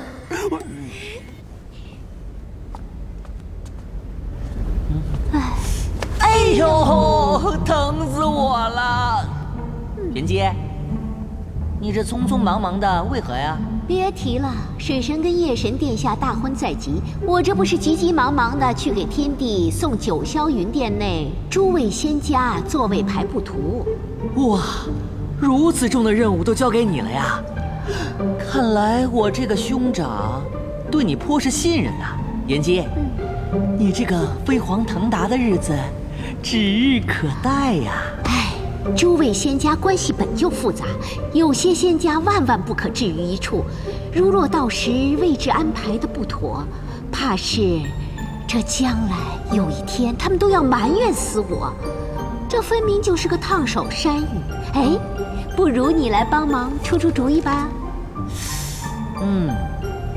我有个好主意，要不咱俩换换，你替我主持大婚，因为我不能眼睁睁看着我家凤娃永失所爱呀。呵呵，月老，谁叫天帝钦点的你呢？只有你能堪当此任，好好主持吧。哼，没一个靠谱。唉。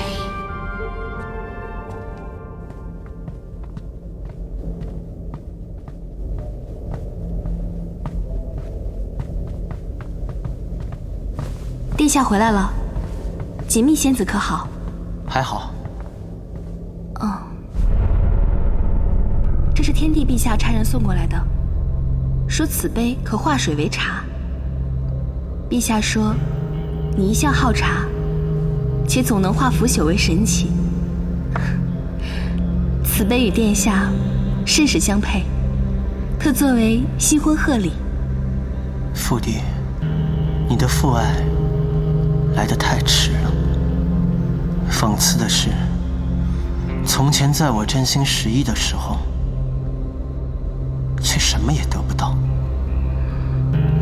天帝陛下始终还是器重大殿下的。他不过是发现我更像他罢了，但我始终是他一夜风流的污点。在他心里，总有一个比我更加完美的儿子。旭凤，襟怀坦荡，正直磊落，不需要任何阴谋诡计，便轻松赢得众仙的交口称赞。作为男人，他也要嫉妒。可作为父亲，他心里终是偏爱旭凤的。殿下，要不要再想想？不必了。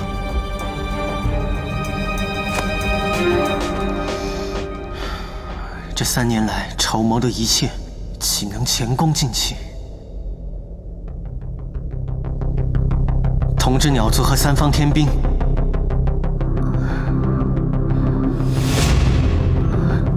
是。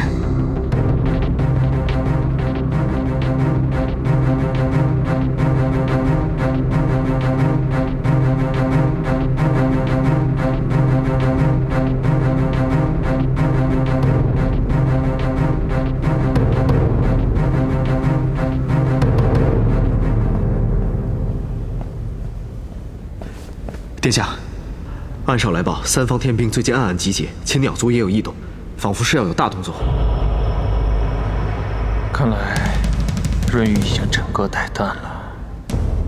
殿下，我们是不是应该做些什么？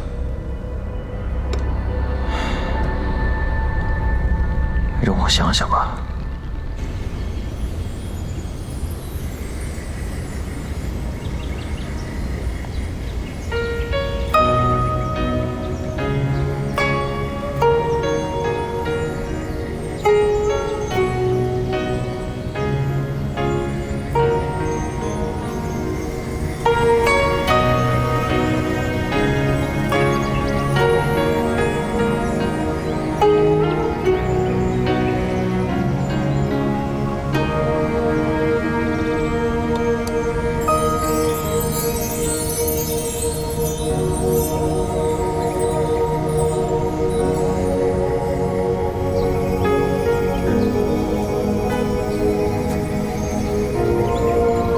锦觅，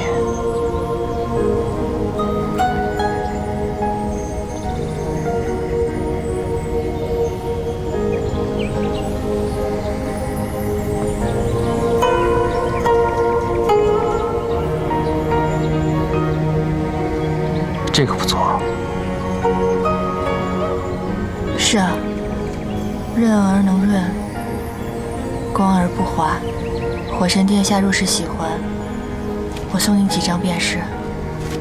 我是说这诗不错，不写情词不写诗，一方素帕寄相思，心之皆了颠倒看，横也思来竖也思，这般心事有谁知？这般直白，只是不知道在思谁呢。看来写的还是不够直白啊。不够。并非只有帕子才有丝，拿着宣纸对着光瞧一瞧，横竖不过也是丝。只可惜方才给你，你却不要。3年未见，我以为你还是不愿意见我。3年没见，我想了很多，我还是相信爹爹不是你杀的。水神之事与我却有关联。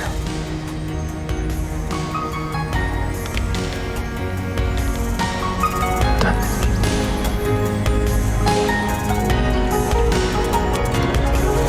你能否不要嫁给润玉？心上之事，待我慢慢与你分说。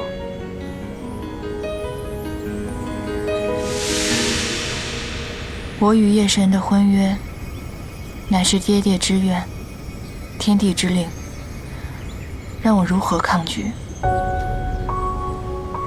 我若是悔婚的话，天帝又会对你进行责罚。殿下前途未卜，锦觅担不起这个责任。不论如何，我不会让你嫁给他的。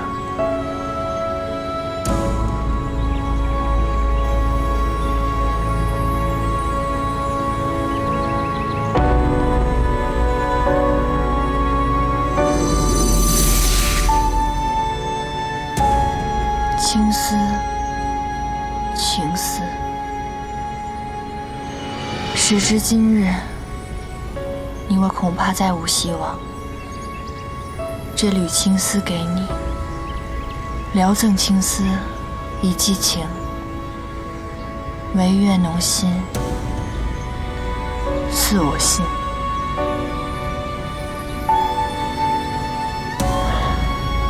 你无需担心，我自有计较。只不过3日后婚典仪式礼成前，你先忍耐着。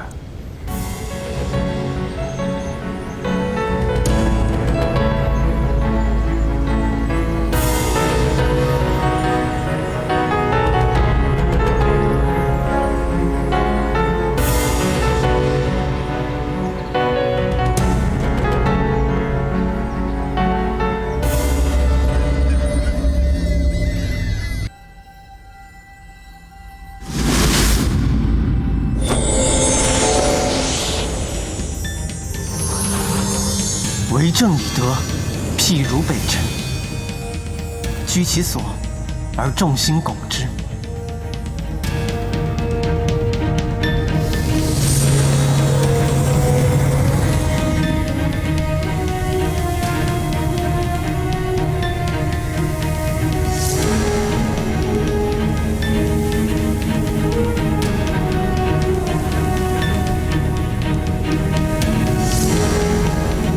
亢龙有悔，一意孤行，亲宁远贤，是天地之事。天地无道，北辰星寡得失灰，该当如何？明正轨，辟歧途，拨乱反正，可令则明主，取而代之。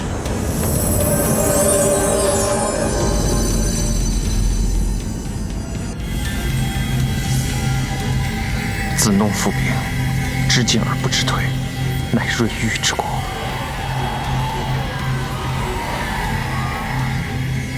殿下何去何从？收拾善和，扶危6界。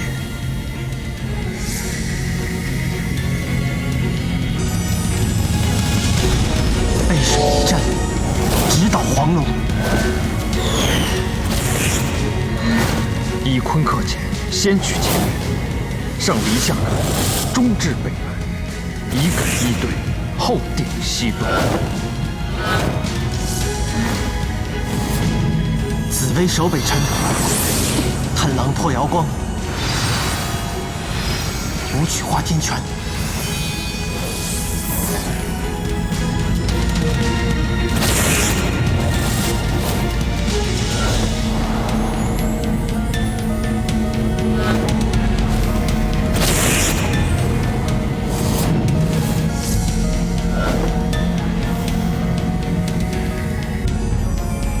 天界已病入膏肓，剜肉无疮，不如釜底抽薪。人一时之痛，革故鼎新，方是顺应天命。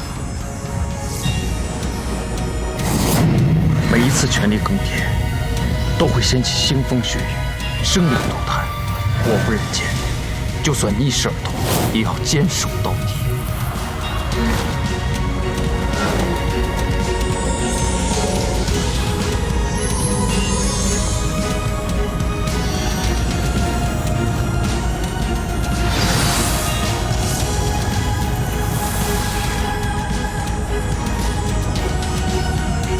殿下，我们的圣层并不高呀。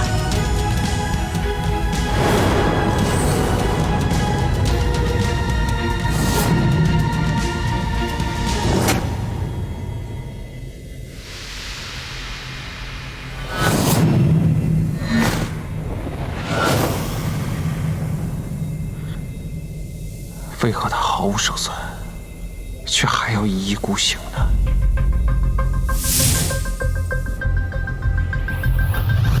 是微乎其微。既然如此，殿下为何还要兵行险招呢？燕月，燕月，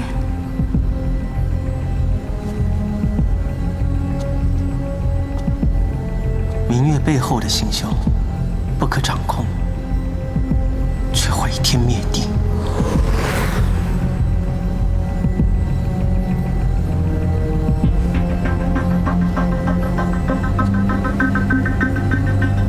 这场天地间的豪赌，唯有孤注一掷。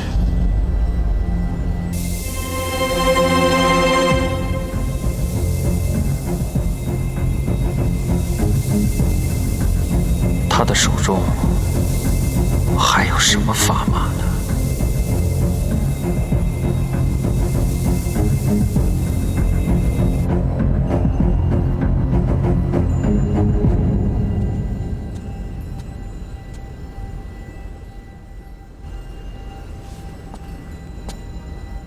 蜜儿爱喝桂花酿，我最近酿了一些。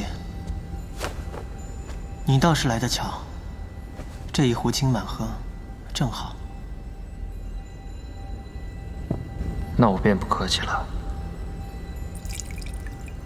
兄长可还记得，虚凤的第一滴酒，便是兄长带我喝的。来来，快点，快点！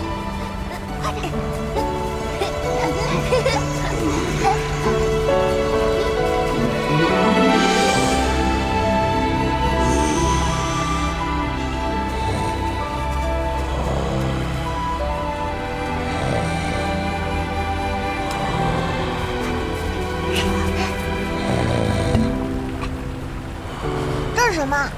这是酒，我要喝。你还太小，不能喝。要喝。那就喝一点点吧。抬头，好喝吗？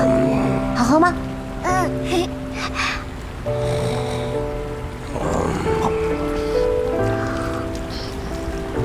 好，给我，不给，不给，给我，不给。儿时，我便是你的跟屁虫。长大了，你我并肩作战，那些日子真的是无忧无虑啊。对你来说美好的回忆，也许对我而言只是噩梦罢了。